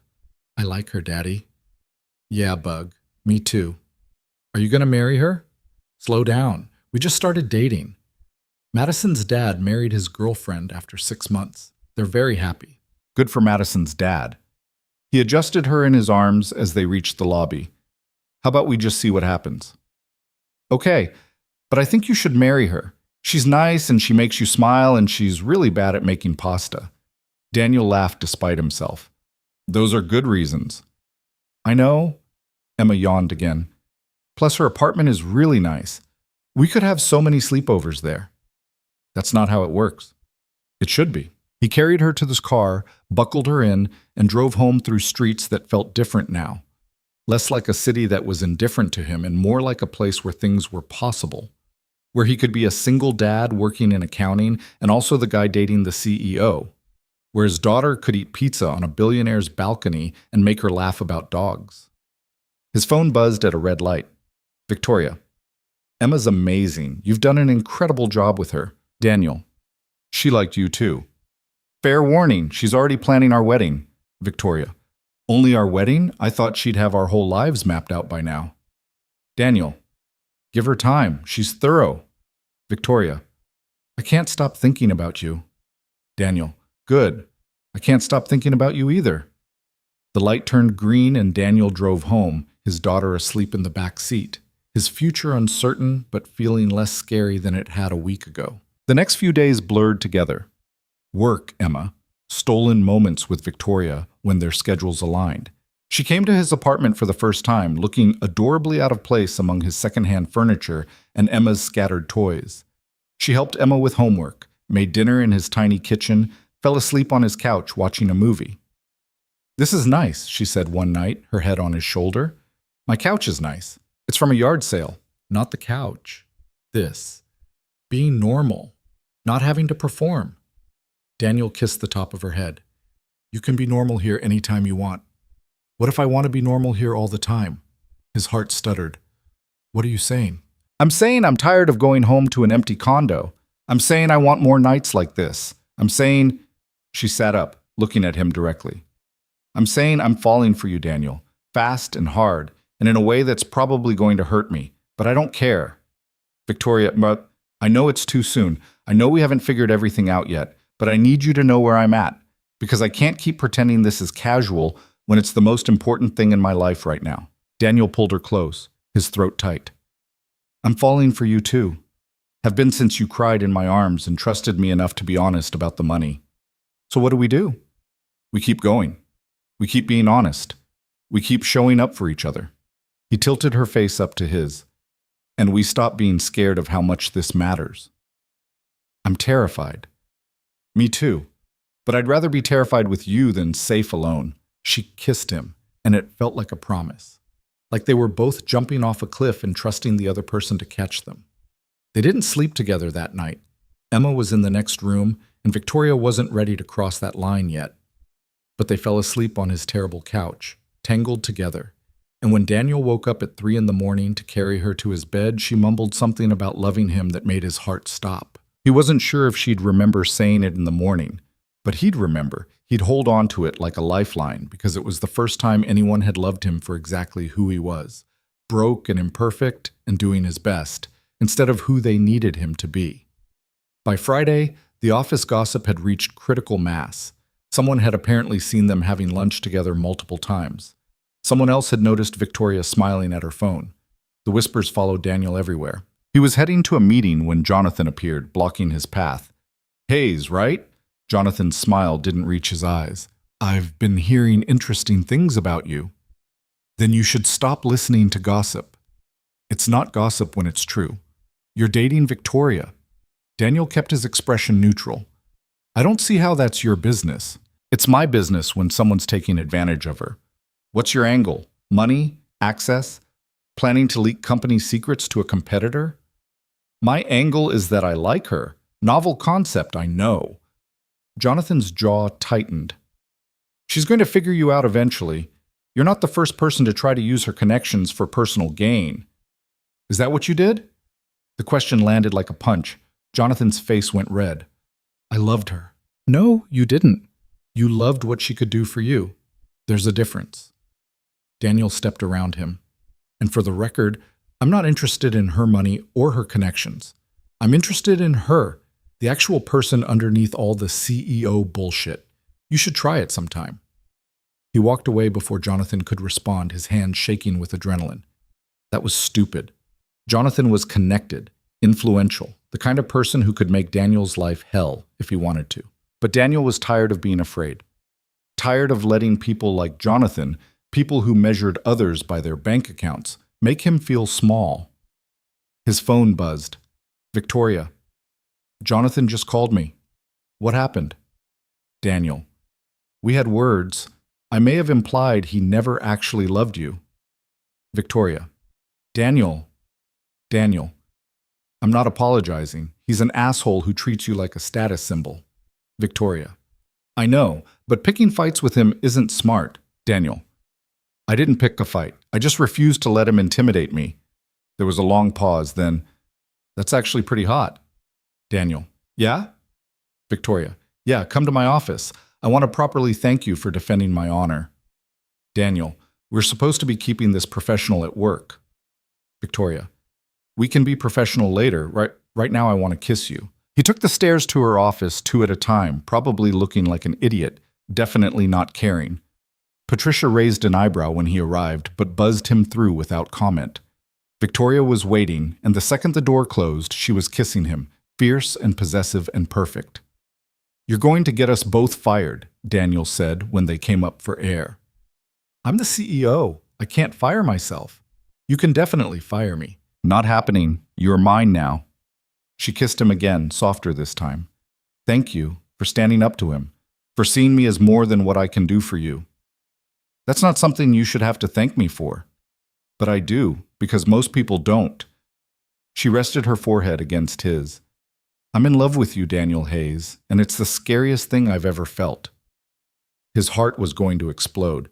He was sure of it. I'm in love with you too. Even though I'm a workaholic with a terrible family and an ex who won't leave us alone, even though all of that. Even though I have no idea how to be someone's girlfriend and I'll probably screw this up spectacularly, even though that, he cupped her face. We'll screw it up together. She smiled, and it was the most beautiful thing he'd ever seen. Together. They spent the next hour talking about work stress and Emma's upcoming parent-teacher conference, and Victoria's mother who kept calling to criticize her life choices. Normal couple things, the kind of conversation that didn't make sense on paper but felt right in practice. When Daniel finally left her office, he felt like he was floating. Jerry intercepted him in the hallway. "You're glowing. It's disgusting." "Shut up." "No, seriously. You look like someone who just won the lottery and got laid. Very suspicious combination." Daniel couldn't stop smiling. "I'm just in a good mood." "Because of the CEO?" "Because of Victoria, yes." Jerry shook his head in disbelief. "You're insane. You know that, right? This is going to blow up in your face." "Maybe. Probably." Daniel clapped him on the shoulder. "But it'll be worth it." He believed that. Even knowing all the ways this could go wrong, even understanding that their lives didn't fit together neatly, even acknowledging that loving Victoria meant risk and uncertainty and probable heartbreak. It would be worth it. She was worth it. And for the first time in his adult life, Daniel felt like he might be worth it too. They stood in the hallway outside Victoria's room, the kiss still electric between them, neither quite willing to let go. Daniel's hands were still on her waist, her fingers still gripping his jacket. The house was quiet around them, everyone still at dinner, probably talking about the scene they'd just caused. "I should go," Daniel said, but he didn't move. Yeah, Victoria didn't move either. This complicates things. Everything's already complicated. He pulled back just enough to see her face. Her lipstick was smudged, her careful composure completely gone. She looked younger like this, vulnerable in a way that made his chest ache. "I don't know what I'm doing," she admitted. "That makes two of us. This was supposed to be simple, a transaction. You show up, I pay you, we both move on." "I know. But now I can't stop thinking about you." Her voice dropped to almost a whisper. "And I don't know if that's real or if I'm just desperate for someone who doesn't look at me like I'm a balance sheet." Daniel's throat tightened. "I don't think you're desperate. I think you're tired of pretending you don't need anyone. What if I don't know how to need someone? Then we'll figure it out together." She searched his face like she was looking for proof he was lying. When she didn't find it, something in her expression crumbled. "I'm scared." "Of what?" "That this is just another thing I'll ruin, that I'll choose wrong again and end up alone anyway." She stepped back, putting space between them. "Maybe Jonathan was right. Maybe I'm not capable of putting someone else first." "Jonathan's an idiot," Daniel said flatly. "And he was never asking you to put him first. He was asking you to make yourself smaller so he could feel bigger. That's not the same thing." "How do you know the difference?" "Because I was married to someone who wanted the same thing." He leaned against the wall, suddenly exhausted. "My ex didn't want a partner. She wanted someone who would make her feel like her life was enough. And when I couldn't do that, when I kept working because I was terrified of ending up like my dad, broke and bitter and watching other people succeed, she left. Took Emma and told me I'd chosen money over family." Victoria's expression softened. "Had you?" "I don't know. I thought I was choosing security, stability, a future where my daughter wouldn't grow up wearing secondhand clothes and pretending she wasn't hungry at dinner." He ran a hand through his hair. "But maybe she was right. Maybe I was just scared of being poor more than I wanted to be present. You're present now. Now I'm broke and present. Not sure that's better." "You're not broke. I was before you hired me." He looked at her directly. $50,000 is more money than I've ever had at once. It's life-changing money, and I keep thinking about all the ways it's going to help Emma, all the things I can finally give her. And then I look at you and I forget about the money entirely, which is probably the dumbest thing I've ever done." Victoria's eyes were bright again. "Why?" "Because you're a billionaire CEO who lives in a different universe than me. Because this weekend ends and we go back to our real lives, and I'm still the guy in accounting who can't afford to take his daughter on vacation. Because no matter how real this feels right now, it's built on a lie. What if it doesn't have to be?" The question hung between them, dangerous and impossible.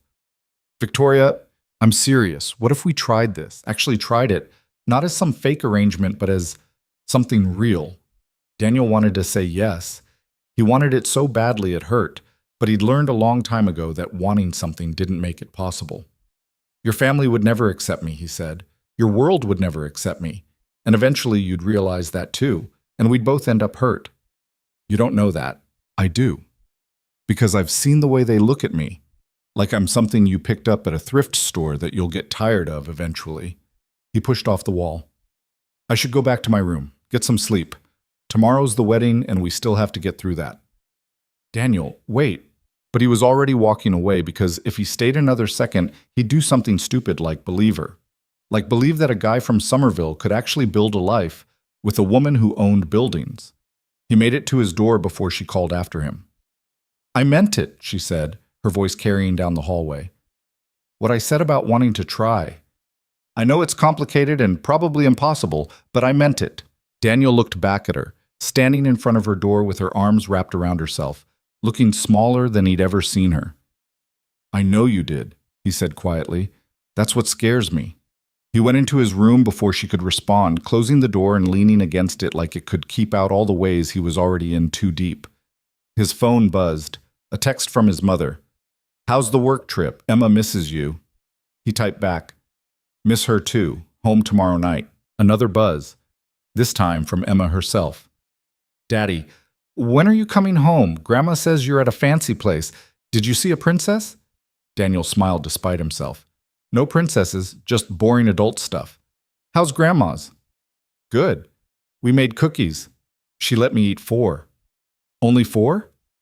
You're slipping. She said 5 would make me sick, but I hid one in my pocket for later. That's my girl. See you tomorrow. Love you. Love you more. He set the phone down and stared at the ceiling, trying to figure out how his life had gotten so tangled in 72 hours. He'd come here to play a part, collect a paycheck, and go home. Simple. Transactional. Safe. Instead, he'd defended a woman he barely knew, kissed her like he meant it, and started imagining a future that could never exist. His phone buzzed again. He assumed it was Emma with another cookie update, but the name on the screen made his stomach drop. Victoria. I'm sorry for pushing. You're right, this is complicated, but I don't regret kissing you. He stared at the message for a long time before typing back. I don't regret it either. Victoria. Then why does it feel like you're running away? Daniel. Because I am. Because if I don't, I'm going to fall for someone I can't have. The 3 dots appeared, then disappeared. Appeared again. Disappeared. Finally, a message came through. Victoria. What if you already have? He didn't respond. Couldn't. Because she was right, and admitting it out loud would make it real, and real meant it could hurt him. He set the phone face down on the nightstand and tried to sleep. It didn't work. Morning came gray and cold, the kind of day that felt like the weather was matching the mood. Daniel got dressed in the suit Victoria had sent to his room, charcoal gray, probably cost more than his car, and tried to remember how to tie a tie. He'd Googled it 3 times and still couldn't get it right. A knock at the door. He opened it to find Victoria standing there in a robe, her hair still damp from the shower. You're doing it wrong, she said, nodding at the tie. I'm aware. She stepped inside without being invited and took the tie from his hands. Come here. He stood still while she looped the fabric around his neck, her fingers quick and sure. She smelled like expensive shampoo and something floral he couldn't place. This close, he could see the freckles she usually covered with makeup, the tiny scar above her left eyebrow. How'd you get that? He asked, nodding at the scar. Fell off a horse when I was 12. My mother said I wasn't focusing, that I was too busy daydreaming about stupid things. Were you? Probably. I was always terrible at staying present. She finished with the tie and stepped back to examine her work. There. Now you look almost respectable. Only almost? You're wearing a $2,000 suit. That buys you almost. But she was smiling when she said it, a real smile that reached her eyes. About last night, he started. Don't! She held up a hand. Please. Let's just get through today. The wedding, the reception, all of it. And then we can figure out what happens next. Okay? Okay. She moved toward the door, then paused. For what it's worth, you look good in a suit. For what it's worth, you look good in everything. She blushed, actually blushed, and for a second she looked like a normal woman instead of an Ice Queen CEO. Then she was gone, the door clicking shut behind her, leaving Daniel alone with a tie he still didn't know how to take off. The wedding was at 2. Daniel spent the morning avoiding everyone, taking a walk around the estate grounds and trying to clear his head. The gardens were beautiful in a manicured, soulless way. Perfect hedges, perfect flowers, everything exactly where it was supposed to be. It reminded him of Victoria's family. Beautiful from a distance, cold up close. He found a bench near the lake and sat down, watching ducks paddle through water so still it looked like glass. His phone buzzed with messages from his mother about what time he'd be picking up Emma, from his landlord about next month's rent, from a friend asking if he wanted to grab a beer next week. Normal life, waiting for him to come back to it. Mind if I sit? Daniel looked up. Natalie stood there in jeans and a sweater, her hair pulled back, looking nothing like a bride about to get married in 4 hours. "It's your bench," he said. She sat anyway, tucking her legs underneath her. "I wanted to apologize. For last night, for Jonathan, for my whole family, really." "You don't need to apologize for them. Someone should." She picked at a thread on her sweater. "Victoria's been dealing with their judgment her whole life. Nothing she does is ever good enough. When she took over Sterling Enterprises at 28, my mother said she was too young. When she turned it into a billion-dollar company, they said she was too aggressive. When she got engaged to Jonathan, they said she was settling. When she broke it off, they said she was too picky." She looked at Daniel. "She can't win with them. Why does she keep trying?" "Because they're her family, and somewhere deep down, she still wants their approval." Natalie smiled sadly, even though she knows she'll never get it. That's depressing. "Welcome to the Sterling family." She stood up, brushing off her jeans. "I like you, Daniel. You're good for her. And I hope whatever happens, you don't let my family scare you off. She needs someone who sees her as a person instead of a portfolio. I'm just here for the weekend." "Sure you are." Natalie's smile turned knowing. "That's why you defended her at dinner, and why you're sitting out here looking like someone trying to talk themselves out of something they actually want. Just here for the weekend." She walked away before he could argue, leaving Daniel alone with thoughts that were getting harder to ignore. The ceremony was held in the estate's chapel, a small stone building that looked like it had been transplanted from the English countryside. Daniel sat in the third row next to Victoria, who looked stunning in a dark blue dress that somehow made her eyes look even more green. Her mother sat in front of them, her posture perfect, her expression unreadable. Jonathan sat across the aisle with the groomsmen, shooting looks at Victoria that Daniel chose to ignore. The ceremony itself was beautiful in that generic wedding way. Flowers, candles, a minister who spoke in that special voice people used for solemn occasions. Natalie looked radiant walking down the aisle. Colin looked like he might cry. And when they said their vows, even Daniel felt something tighten in his chest. "I promise to choose you," Natalie said, her voice clear and strong. "Every day, even when it's hard, especially when it's hard. To build a life with you instead of next to you, to be your partner, not your accessory." Victoria's hand found Daniel's, her fingers cold. He squeezed gently, and she squeezed back. When the minister said, "You may kiss the bride," and Colin dipped Natalie in a kiss that made people laugh and applaud, Daniel felt Victoria's grip tighten even more. "You okay?" he whispered.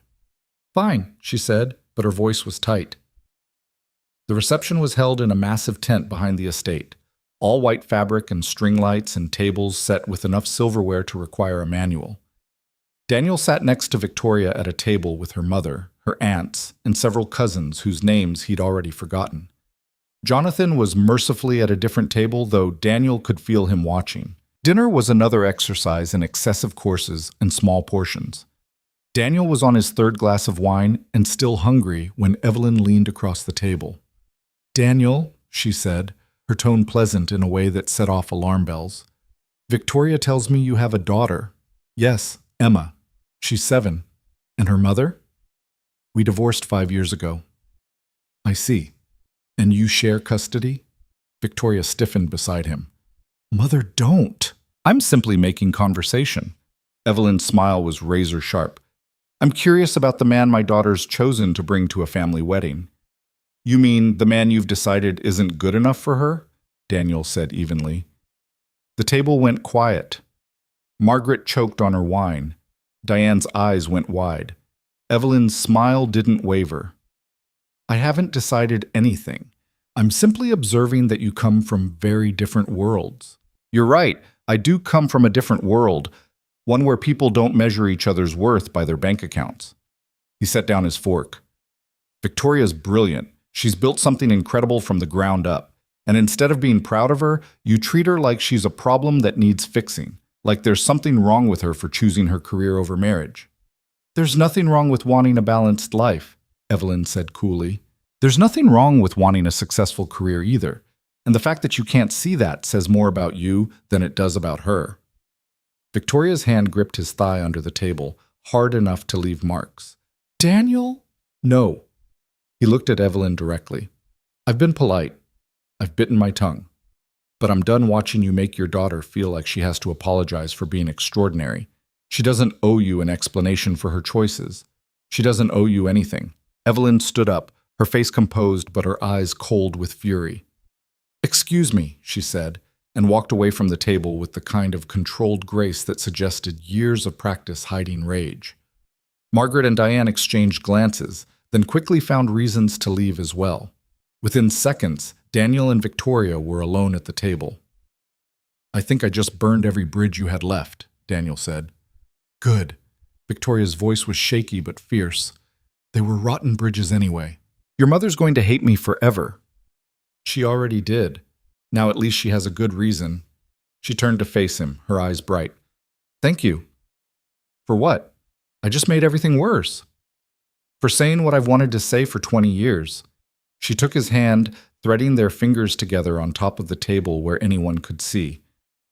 For making me feel like it's okay to be who I am. Before Daniel could respond, the music changed. The DJ announced the first dance. Natalie and Colin took the floor, swaying together to some slow song that Daniel vaguely recognized. Other couples started joining them, Victoria's aunts with their husbands, cousins with their partners, even Evelyn with some man Daniel assumed was a family friend. We should dance, Victoria said. I'm a terrible dancer. I don't care. She pulled him onto the floor before he could argue. He put his hands on her waist, awkward and stiff, trying to remember the last time he'd danced with someone. Probably his wedding, which seemed like a lifetime ago. Victoria stepped closer, her arms looping around his neck. Relax. You look like you're being held hostage. I feel like I'm being held hostage. By me or by my family? Both. She laughed, and it was the first real, unguarded laugh he'd heard from her all weekend. Fair enough. They swayed together, not quite in rhythm with the music, but not quite fighting it either. Around them, other couples moved in practiced synchronization, the kind that came from years of dancing together, of knowing each other's patterns. I'm sorry, Victoria said quietly. For what? For dragging you into this. My family, the drama, all of it. You should be home with Emma, not dealing with my mess. Emma's fine. She's probably eating her weight in cookies at my mother's house. Still, this wasn't what you signed up for. Daniel pulled back enough to see her face. What did I sign up for? A weekend of pretending. Easy money. No complications. Too late for that. I know. She rested her head against his shoulder and Daniel let his hand slide up her back, holding her closer. I keep trying to tell myself this is just temporary. That Monday morning we'll both go back to our normal lives, and this will just be a weird story we tell someday. But I don't think I believe that anymore. Why not? Because I don't want it to be temporary. Her voice was muffled against his shoulder, and that terrifies me. Daniel's heart was pounding so hard he was sure she could feel it. Victoria, I know all the reasons it won't work. I know we're from different worlds, that my family will never accept you, that this whole thing is built on a foundation of lies.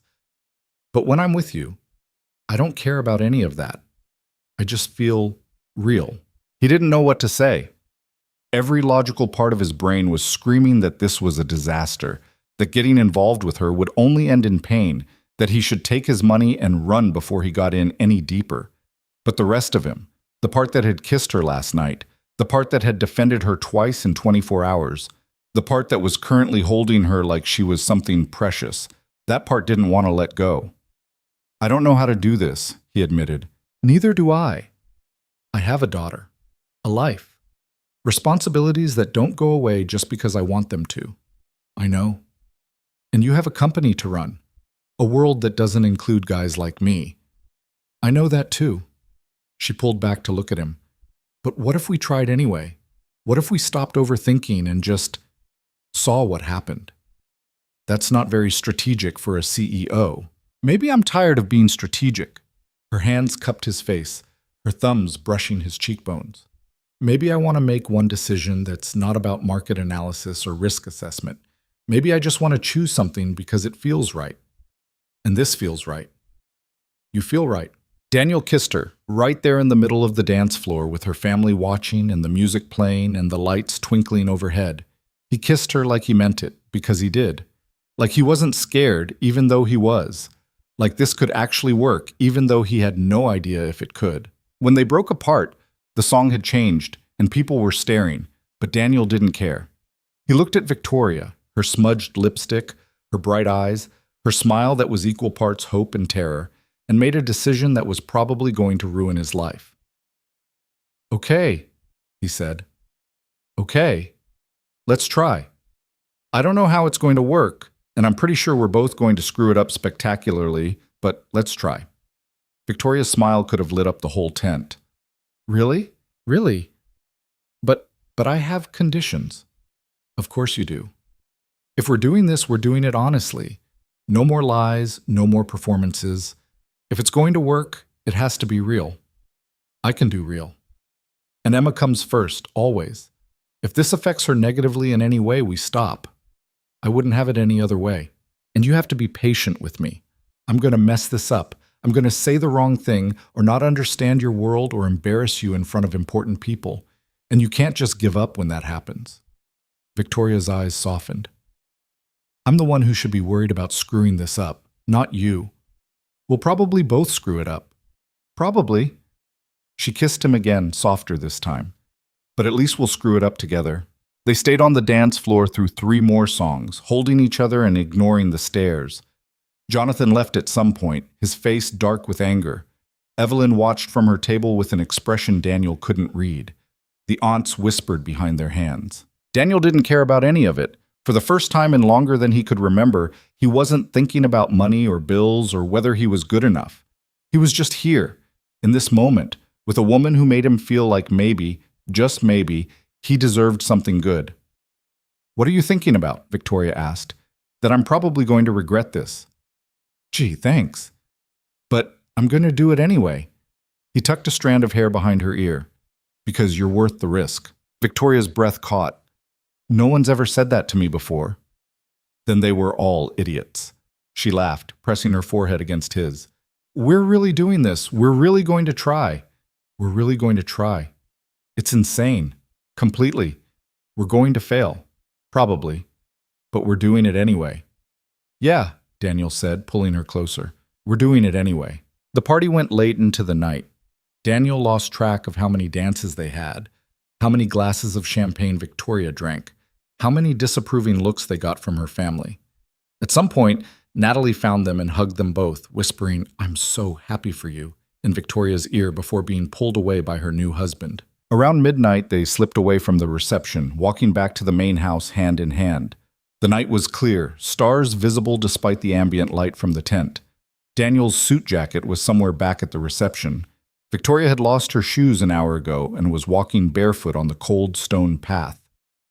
"Your feet are going to freeze," Daniel said. "I don't care." "You're going to care when you get frostbite." "Then carry me." "You're drunk." "I'm happy." She spun around to face him, her dress twirling.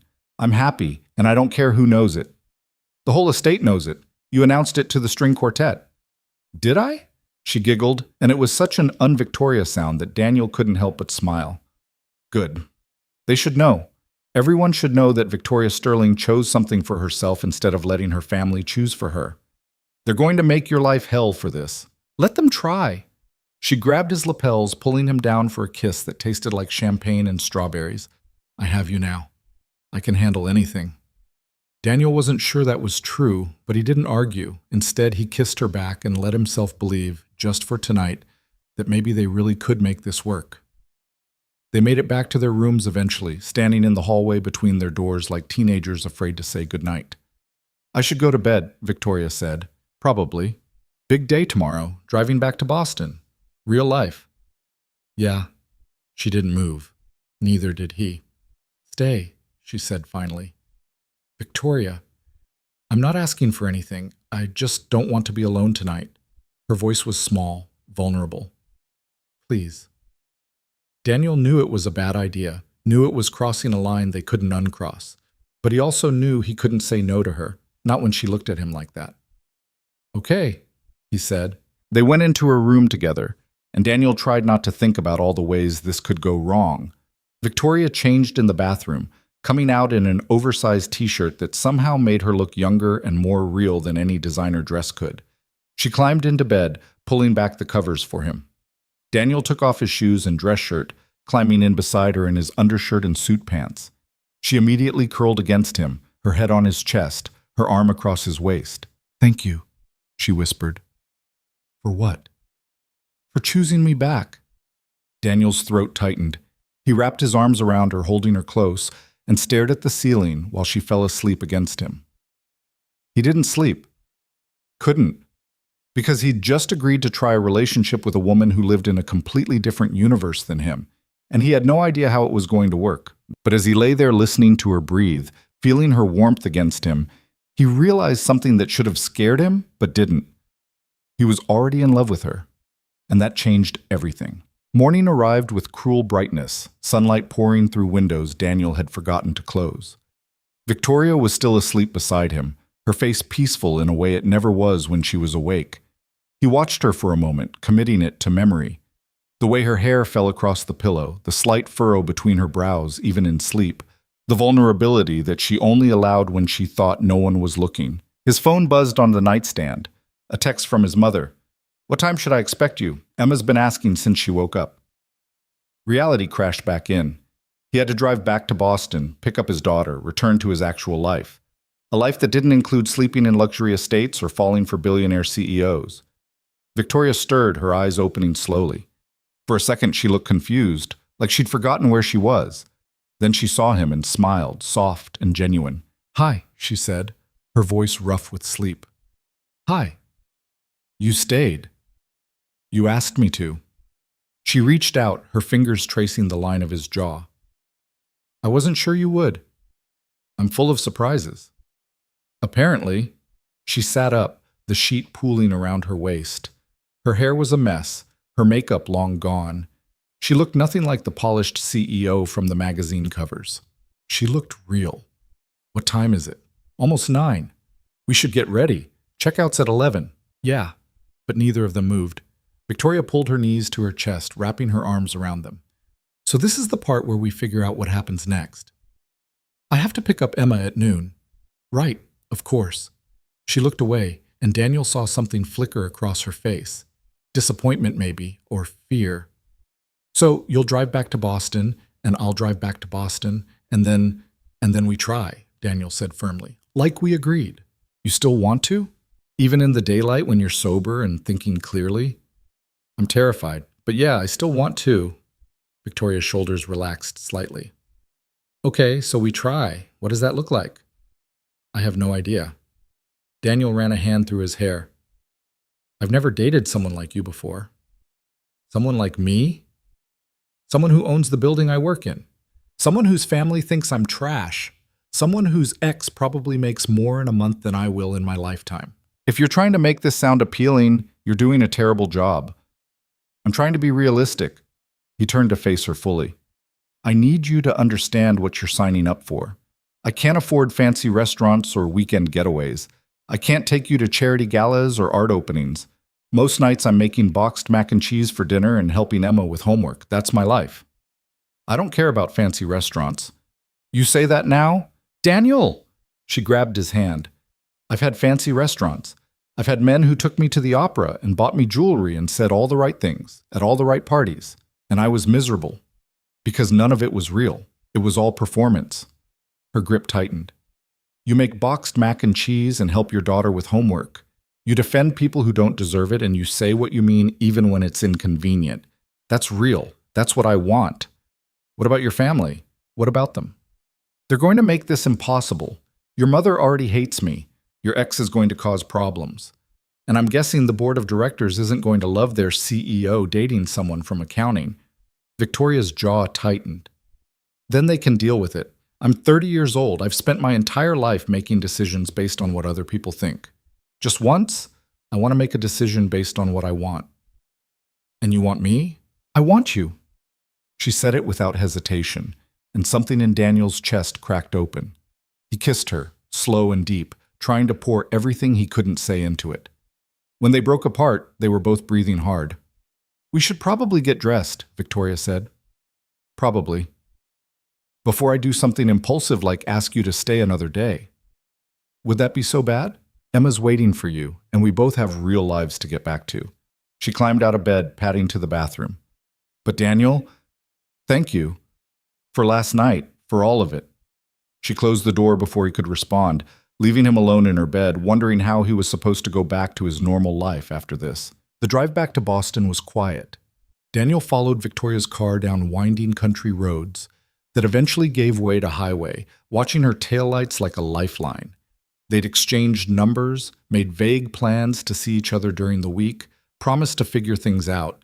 But sitting in his old Honda with the heater barely working and NPR crackling through bad speakers, the whole weekend felt like a dream he was already forgetting. His phone rang as he hit the city limits. Victoria's name on the screen. Hey, he answered. Hey, where are you? Just passing the Somerville exit? You? Stuck in traffic near Cambridge. I forgot how much I hate Sunday afternoon traffic. Where are you headed? Back Hill, my condo. She paused. Where are you going after you pick up Emma? Home. Somerville. About 20 minutes from you, actually. 20 minutes. Her voice was quiet. That's not far. No, it's not. So we could see each other. This week. For real. Yeah, we could. Daniel changed lanes, his heart doing something complicated. What are you doing Tuesday night? I have a board meeting until 6. Why? Emma has soccer practice Tuesday nights. Ends at 7. I could drop her at my mom's after and meet you somewhere. Or I could come with you. Daniel nearly swerved into the next lane. What? To soccer practice. I could come watch. Meet Emma. She sounded nervous, which was so unlike her it threw him. Unless that's too fast, I don't want to overstep. It's not too fast, it's just… Are you sure? 7-year-old soccer is basically organized chaos. It's not exactly glamorous. I don't need glamorous, I need real, remember? She laughed softly. Besides, if we're doing this, I should probably meet the most important person in your life. Daniel's throat felt tight. Okay, yeah, Tuesday. I'll text you the address. I'll be there. They said goodbye, and Daniel drove the rest of the way to his mother's house in a daze, trying to process the fact that Victoria Sterling was going to watch his daughter play soccer. His life had officially gone insane. His mother lived in a small house in Medford, the kind of place that had been in the family for 40 years and showed it, peeling paint on the shutters, a driveway that needed repaving, a front porch cluttered with plants in mismatched pots. But it was home, or at least it had been before Daniel moved out. Emma burst through the front door before he even made it up the walkway, launching herself at him with enough force to nearly knock him over. Daddy! He caught her, lifting her up even though she was getting too big for it. Hey, Bug! Miss me? So much. Grandma made me clean my room twice because she said I had too much energy. Sounds about right. He set her down and she immediately started talking, a rapid-fire stream of consciousness about the cookies they'd made and the movie they'd watched and how Grandma's neighbor had a new puppy that Emma desperately needed to pet. His mother appeared in the doorway, wiping her hands on a dish towel. She was in her 60s, gray hair pulled back, wearing the same Yankees sweatshirt she'd had for 20 years. She looked tired in the way she always did, like life had worn her down slowly over decades. How was your work trip? She asked, and Daniel felt guilt twist in his stomach because he'd lied to her. Told her it was a company retreat when really he'd been fake dating his boss at a wedding. Fine. Boring. You know how it is. She gave him a look that said she didn't quite believe him, but wasn't going to push. Emma was good. Ate me out of house and home, but good. I'm a growing girl, Emma announced. I need nutrition. You need to stop watching cooking shows with Grandma, Daniel countered, ruffling her hair. Come on, Bug, let's get your stuff. They said their goodbyes, Emma hugging her grandmother and extracting a promise that they could make cookies again next weekend. Daniel loaded her overnight bag into the car, buckled her into the booster seat she was almost too big for, and headed home. "Daddy?" Emma asked as they pulled onto the highway. "Yeah? Did you meet anyone at your work trip?" Daniel's hands tightened on the steering wheel. "What do you mean? Like a friend? Or a—" She paused, and Daniel could see her thinking hard in the rearview mirror. "Grandma said you might meet someone special someday, but not to ask you about it because you get weird." "I don't get weird." "You're getting weird right now." She wasn't wrong. Daniel took a breath. "I did meet someone. Her name's Victoria." "Is she nice?" "Yeah, she's nice." "Is she your girlfriend?" "Maybe. It's complicated." Emma made a face. That's what adults say when they don't want to explain something. "Fair enough." He changed lanes, buying himself time to figure out how to explain this. "Victoria and I just started spending time together. We like each other, but we're still figuring things out." "Does she like kids?" "I don't know yet, but she wants to meet you." Emma perked up. "Really? Really? She's going to come watch your soccer practice on Tuesday." "Is she good at soccer?" "I have no idea." "Well, she better not coach from the sidelines. Coach Mike says parents who coach from the sidelines are annoying." Daniel laughed despite himself. "I'll make sure she knows." They drove in comfortable silence for a while, Emma humming along to the radio, Daniel trying to process the fact that he'd just told his daughter about Victoria. It made it real in a way that scared him. Because Emma got attached easily, and if this didn't work out, she'd be hurt too. His phone buzzed with a text. "Victoria. Made it home. Condo feels too quiet after the weekend." Daniel. "That's because you spent 3 days surrounded by your family's judgment." Victoria. "Fair point, though I'd take their judgment over this silence." Daniel. "Told Emma about you." There was a long pause, then, "What did you say?" Daniel. "That we're figuring things out, and that you're coming to soccer on Tuesday." Victoria. "How did she take it?" Daniel. "She wants to know if you're good at soccer." Victoria. "I played in college. Does that count?" Daniel nearly dropped his phone. "You played soccer in college?" Victoria. "Midfielder, 3 years before I blew out my knee." "Why? Is that surprising?" Daniel. "Everything about you is surprising." Victoria. "Good. I'd hate to be predictable." Tuesday arrived faster than Daniel was prepared for. He spent the day distracted at work, checking his phone every 10 minutes, trying to focus on spreadsheets that might as well have been written in another language. His coworker Jerry noticed. "You okay, man?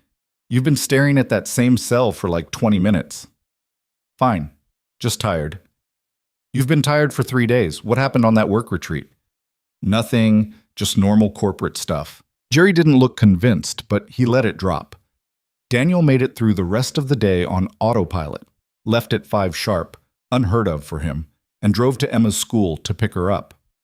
She was waiting on the steps with her soccer bag, talking animatedly to another girl from her class. When she saw him, she ran over and climbed into the car. "Is Victoria coming tonight?" she asked immediately. "Yeah, she'll meet us at the field." "What if she doesn't like me?" Daniel looked at her in the rearview mirror. "Bug, she's going to love you. How could she not?" "Maybe she doesn't like kids. Some people don't like kids." "Then she wouldn't have asked to meet you." He pulled out of the parking lot, heading toward the soccer field. "But if you're nervous, that's okay. I'm nervous too." "You are?" "Yeah, because you're the most important person in my life, and I want her to see how great you are." Emma thought about this. "What if I mess up at practice?" "Then you mess up. That's what practice is for." "But I want to look good." "Bug, you always look good. Just have fun, okay?" They got to the field at 6:30. Daniel parked and helped Emma with her gear, his eyes scanning the parking lot for Victoria's car. He didn't see it yet, and part of him wondered if she'd changed her mind. Then a sleek black sedan pulled in, and Victoria stepped out. She looked different than she had at the wedding. No designer dress, no heels, just jeans and a sweater and sneakers that looked new. Her hair was pulled back in a ponytail, and she wasn't wearing much makeup. She looked nervous. Emma grabbed Daniel's hand. "Is that her?" "Yeah, that's her." "She's pretty." "Yeah, she is." Victoria walked over, her smile tentative. So, Daniel felt like a teenager on a first date. "This is Emma." Emma stared up at Victoria with the kind of unfiltered assessment only kids could pull off. You're tall. Victoria laughed, surprised. I am. Is that okay? I guess. Do you really know how to play soccer? I used to. Why, do you need tips? Maybe. I'm not very good at corner kicks. Corner kicks are tricky. Want me to show you some stuff after practice? Emma's face lit up. Really? Really? Victoria glanced at Daniel, and he saw the question in her eyes. Did I do okay? He smiled, and she relaxed slightly. They walked to the field together, Emma chattering about her team and her coach and the girl named Madison who always hogged the ball. Daniel set up his folding chair on the sideline, and Victoria sat next to him, close enough that their shoulders touched.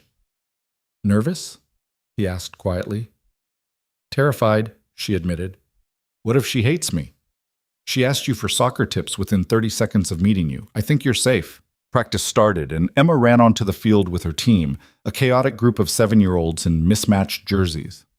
Daniel had seen this dozens of times, the drills that devolved into arguments, the water breaks that lasted too long, the way Coach Mike tried to maintain order while clearly questioning his life choices. But watching it with Victoria next to him felt different. She leaned forward during drills, calling out encouragement when Emma got the ball, wincing when another kid knocked her over. She asked questions about the rules, about Emma's position, about how long she'd been playing. She's good, Victoria said during a water break. She's enthusiastic. There's a difference. No, she's actually good. Watch her footwork. She's got control most of these kids don't have. Daniel looked at his daughter with new eyes. Victoria was right. Emma moved differently than the other kids, more deliberate, more focused. She gets that from you, he said. She's never even met me. I meant the focus, the determination. He bumped her shoulder with his. You would have been a terrifying 7-year-old. I was. Ask my mother. She smiled, but it didn't quite reach her eyes. Practice ended at 7. Emma ran over, sweaty and grinning. Did you see? I almost scored. You did great, Bug, Daniel said. Emma turned to Victoria. Can you show me those corner kick things now? If your dad doesn't mind. I don't mind. So Victoria borrowed a ball from Coach Mike and took Emma to an empty part of the field. Daniel watched as she demonstrated technique, patient and clear, adjusting Emma's stance and showing her where to aim. Emma listened with the kind of attention she rarely gave anyone, trying again and again until she got it right. When she finally connected and sent the ball sailing toward the goal, she squealed and jumped up and down. Victoria high-fived her, laughing, and something in Daniel's chest went warm and tight. They grabbed burgers on the way home, Emma's choice, at a diner that had been there since Daniel was a kid. Victoria looked out of place among the cracked vinyl booths and fluorescent lights, but she didn't seem to mind. She sat next to Emma in the booth, listening to her talk about school and soccer and her friend who had a pet hamster named Mr. Whiskers. Do you have any pets? Emma asked. No, I travel too much for work. That's sad. Everyone should have a pet. Maybe someday. Victoria glanced at Daniel. When I have more time. They ate burgers and fries and drank 2 sweet lemonade, and it was so normal it hurt. This was the life Daniel had been living for years, diners and soccer practice and bedtime routines. But having Victoria there made it feel new, like he was seeing it through her eyes and realizing it was enough. After dinner, Daniel dropped Victoria at her car. Emma was half asleep in the back seat, exhausted from practice. Thank you, Victoria said, for letting me be part of this. Thank you for showing up. She's incredible. You're doing an amazing job with her. Daniel's throat felt tight. I'm trying. You're succeeding. She hesitated, then leaned in and kissed him softly. I'll call you tomorrow? Yeah, tomorrow. He watched her drive away, then got back in his car where Emma was fighting sleep. I like her, she mumbled. Yeah? Yeah, she's nice and she's good at soccer. A pause. Can she come to my game on Saturday? Daniel's heart squeezed. I'll ask her. Okay. Love you, Daddy. Love you too, Bug. By the time they got home, Emma was fully asleep. Daniel carried her inside, got her into pajamas through sheer muscle memory, and tucked her into bed. She didn't even wake up. His phone buzzed as he was washing dishes. Victoria. I had a really good time tonight. Daniel. Me too. Victoria. Emma invited me to her game on Saturday, Is that okay? Daniel, more than okay. Victoria, good, because I already cleared my schedule. He smiled, setting down the dish he'd been washing. Victoria, Daniel? Daniel, yeah? Victoria, I know this is complicated. I know we're figuring things out, but I need you to know I'm all in. Whatever it takes to make this work, I'm willing to try. Daniel stared at the message for a long moment, then typed, Me too. All in. The next few weeks fell into a rhythm that surprised them both. Victoria came to Emma's soccer games, cheering from the sidelines in jeans and sweaters that probably still cost more than Daniel's rent, but at least looked normal. She learned the names of Emma's teammates, brought orange slices to share, and gave tips that actually helped. Daniel met her for coffee between meetings, lunch when their schedules aligned, dinners at places that weren't too expensive but weren't diners either. They talked about everything, her work stress, his worries about Emma, the books they'd read, the shows they watched, their fears about whether this could actually work. I told my assistant about you, Victoria said one night over Thai food. What did you tell her? That I was seeing someone. She almost fell out of her chair. That good, huh? She said she'd never seen me smile at my phone before. Victoria pushed pad thai around her plate. I told my mother too. Daniel's fork stopped halfway to his mouth. And? She said I was making a mistake.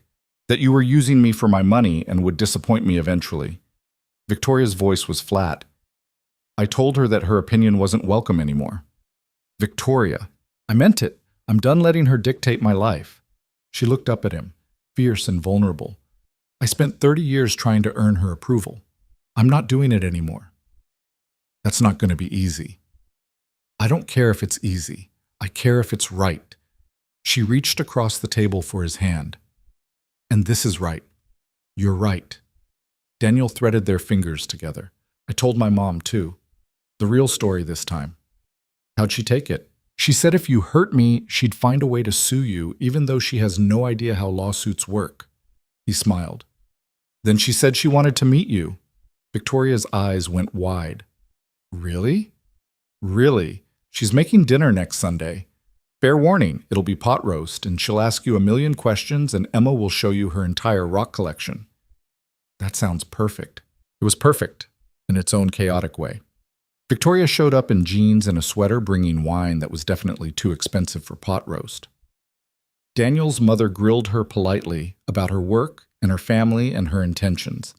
Emma dragged her to her room to show her rocks and drawings and the chapter book she was reading.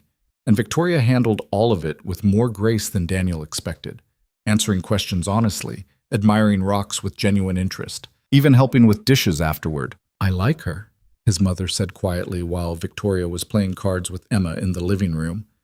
Yeah? She's not what I expected. What did you expect? Someone colder, more, she waved her hand vaguely. Rich. She is rich, Ma. But she doesn't act like it. She acts like she actually cares about you, about Emma. His mother looked at him seriously. Don't screw this up. I'm trying not to. Good, because that girl in there, she looks at you like you hung the moon, and I haven't seen you this happy since before Sarah left. Daniel watched Victoria through the doorway, laughing at something Emma said, looking more relaxed than he'd ever seen her. I think I'm in love with her. I know you are. Question is, what are you going to do about it? He didn't have an answer yet. But 3 weeks later, when Victoria showed up at his apartment at midnight, tears streaming down her face, he figured it out. What happened? He pulled her inside, alarmed. Are you okay? The board called an emergency meeting. Someone leaked that I'm dating an employee. They're saying it's a conflict of interest, that it compromises my judgment. She was shaking, anger and fear mixing in her voice. They want me to end it, or they'll force a vote of no confidence. Daniel's stomach dropped. What? Jonathan. It had to be him. He's been digging, found out you work at Sterling, twisted it into something it's not. She paced his tiny living room, her heels clicking on the hardwood. They gave me 48 hours to decide. My career or you? The words hung in the air like a bomb. Then you choose your career, Daniel said quietly. Victoria stopped pacing. What? You choose your career? You've worked your entire life to build that company. You're not throwing it away for me. Are you serious right now? Completely. Victoria, you're brilliant at what you do. You employ thousands of people. You can't walk away from that. So I'm supposed to walk away from you instead? If you have to, yes. She stared at him like he'd grown a second head. That's your solution? Just give up? It's not giving up. It's being practical. Screw practical. Her voice rose, and Daniel glanced toward Emma's room, hoping she was still asleep. I've been practical my whole life. I've made every decision based on what was smart, what was strategic, what would protect the company. And where did it get me? Alone in my office crying because I was too scared to want anything for myself. This is different. No, it's not. It's the exact same thing, and I'm done. She crossed her arms, and Daniel saw the CEO coming out. I'm not giving you up. I'm not choosing between my career and my life anymore. What are you going to do? I'm going to fight. I'm going to tell the board that my personal life is none of their business, that as long as there's no actual conflict of interest, and there isn't, you don't report to me and we've disclosed the relationship, they can deal with it. And if they don't, then I'll resign. Daniel felt like the floor had dropped out from under him. You can't do that. Watch me. Victoria, stop. Think about this. I have thought about it. All I've done is think about it. She stepped closer, and her eyes were blazing. I love you. I'm in love with you. And I'm not walking away because some scared old men on a board think it's inappropriate. Daniel's heart stopped. You love me? Of course I love you. Why do you think I'm here? Her voice cracked. I've never fought for anything in my personal life. I've always just let things happen to me, let people leave, convince myself it was easier that way. But I'm not doing that with you. I'm fighting, even if it costs me everything. He kissed her, hard and desperate, pouring everything he felt into it. When they broke apart, they were both shaking. I love you too, he said.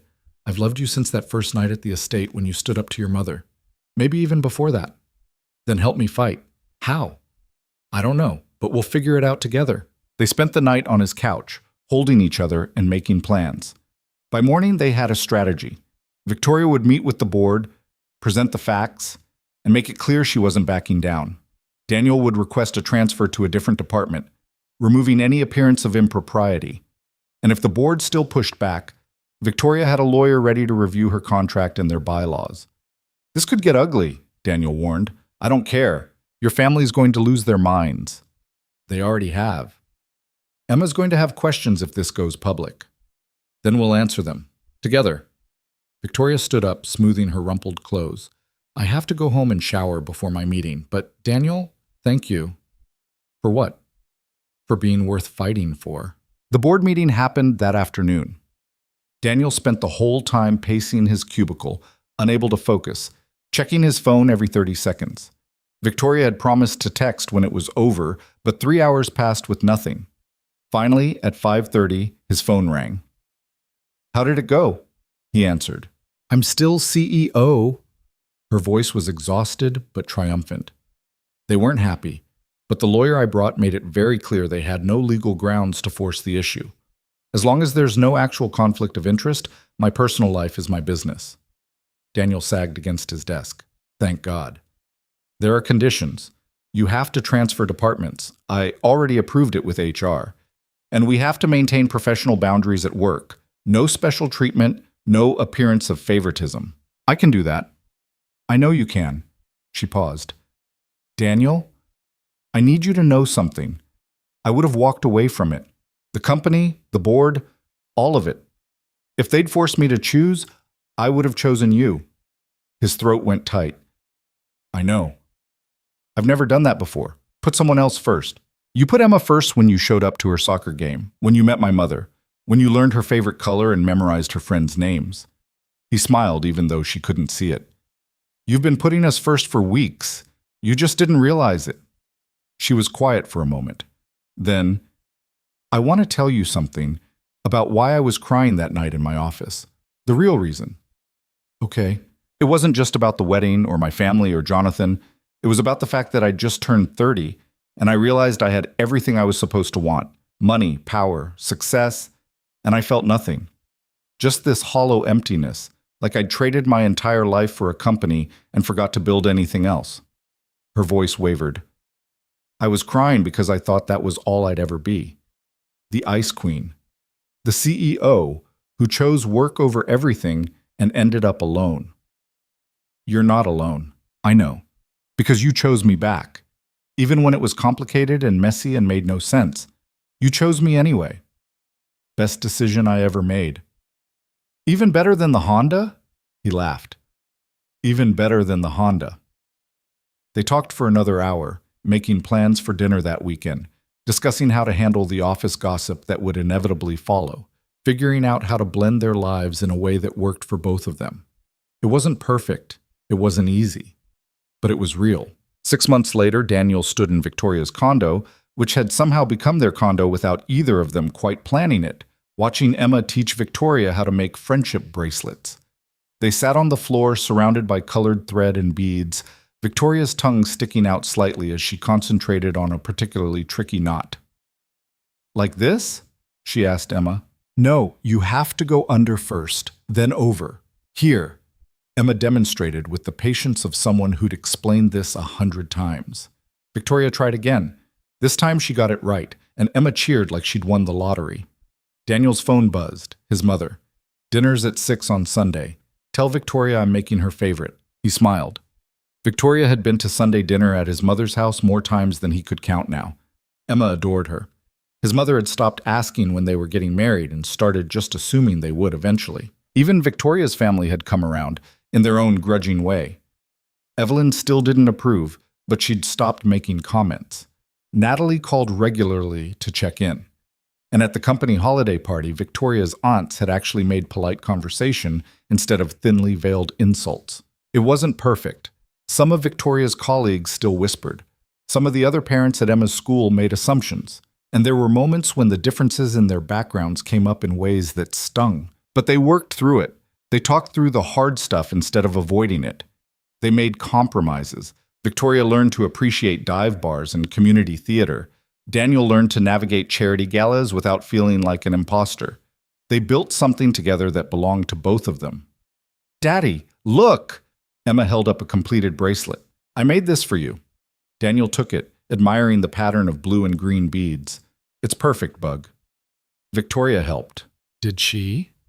He looked at Victoria, who was trying to hide a smile. I provided moral support, she said. That's important too. He sat down on the floor with them, and Emma immediately started making another bracelet.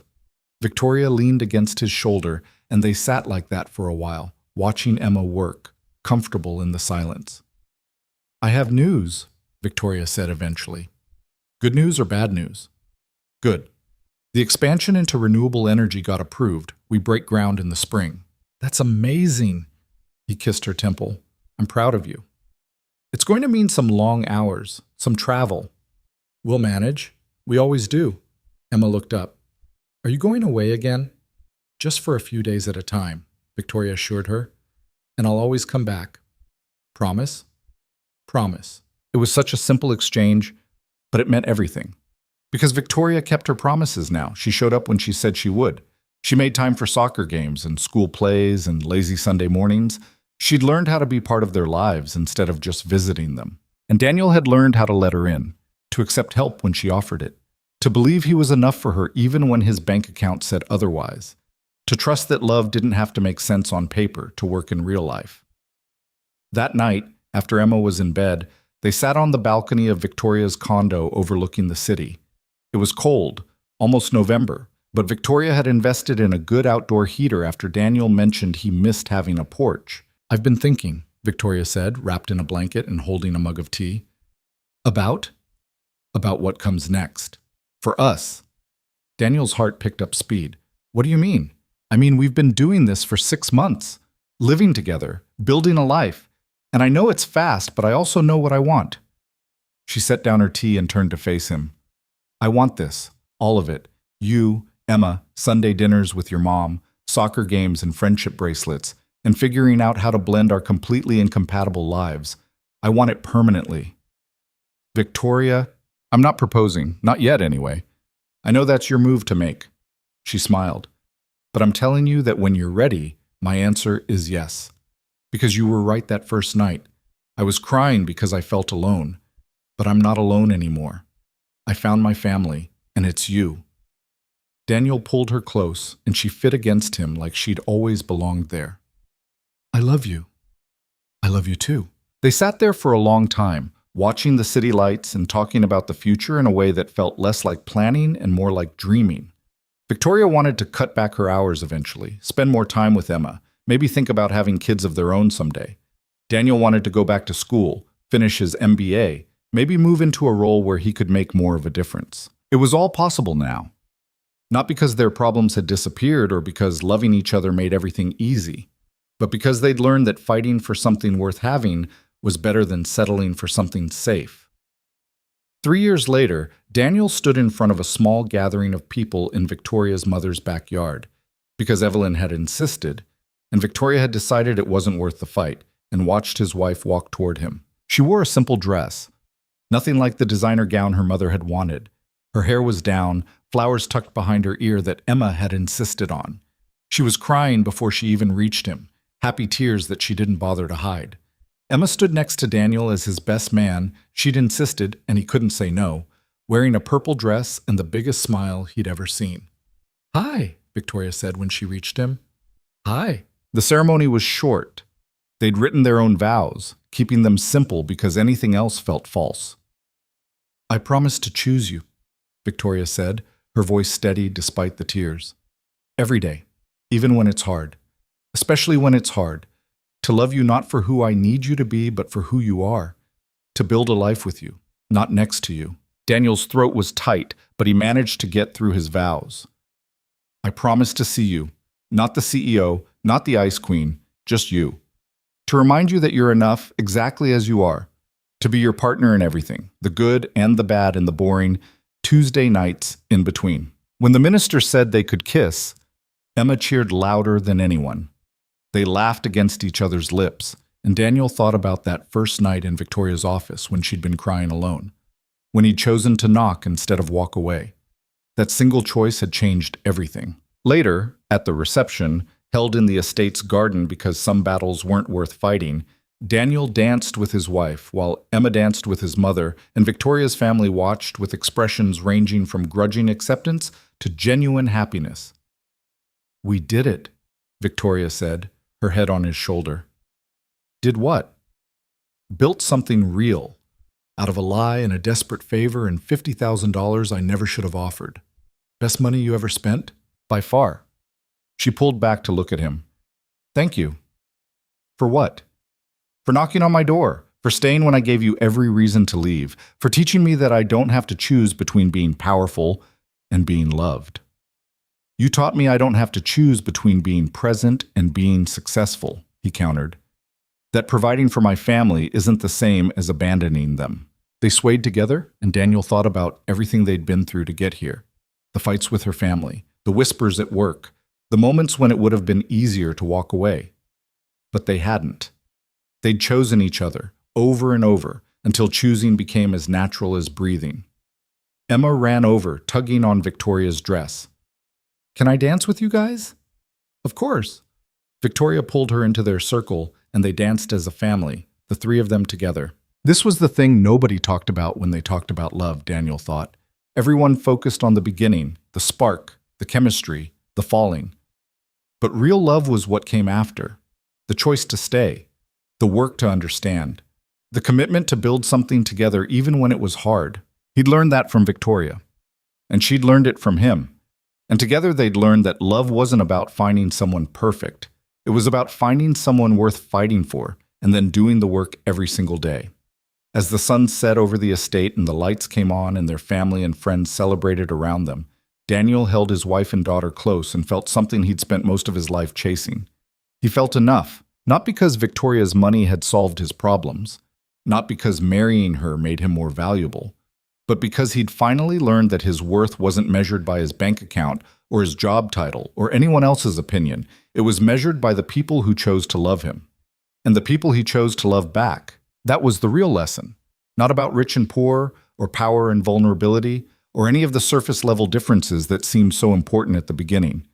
It was about learning that love required courage, the courage to be seen, to be vulnerable, to risk everything for something that might not work out. And sometimes, when you were brave enough to take that risk, you got lucky. You found someone just as scared as you, just as imperfect, just as desperate for connection. And together you built something that neither of you could have built alone. Daniel looked at Victoria, at Emma, at the life they'd created together from nothing but a desperate favor and a willingness to try. Yeah, he thought, we got lucky.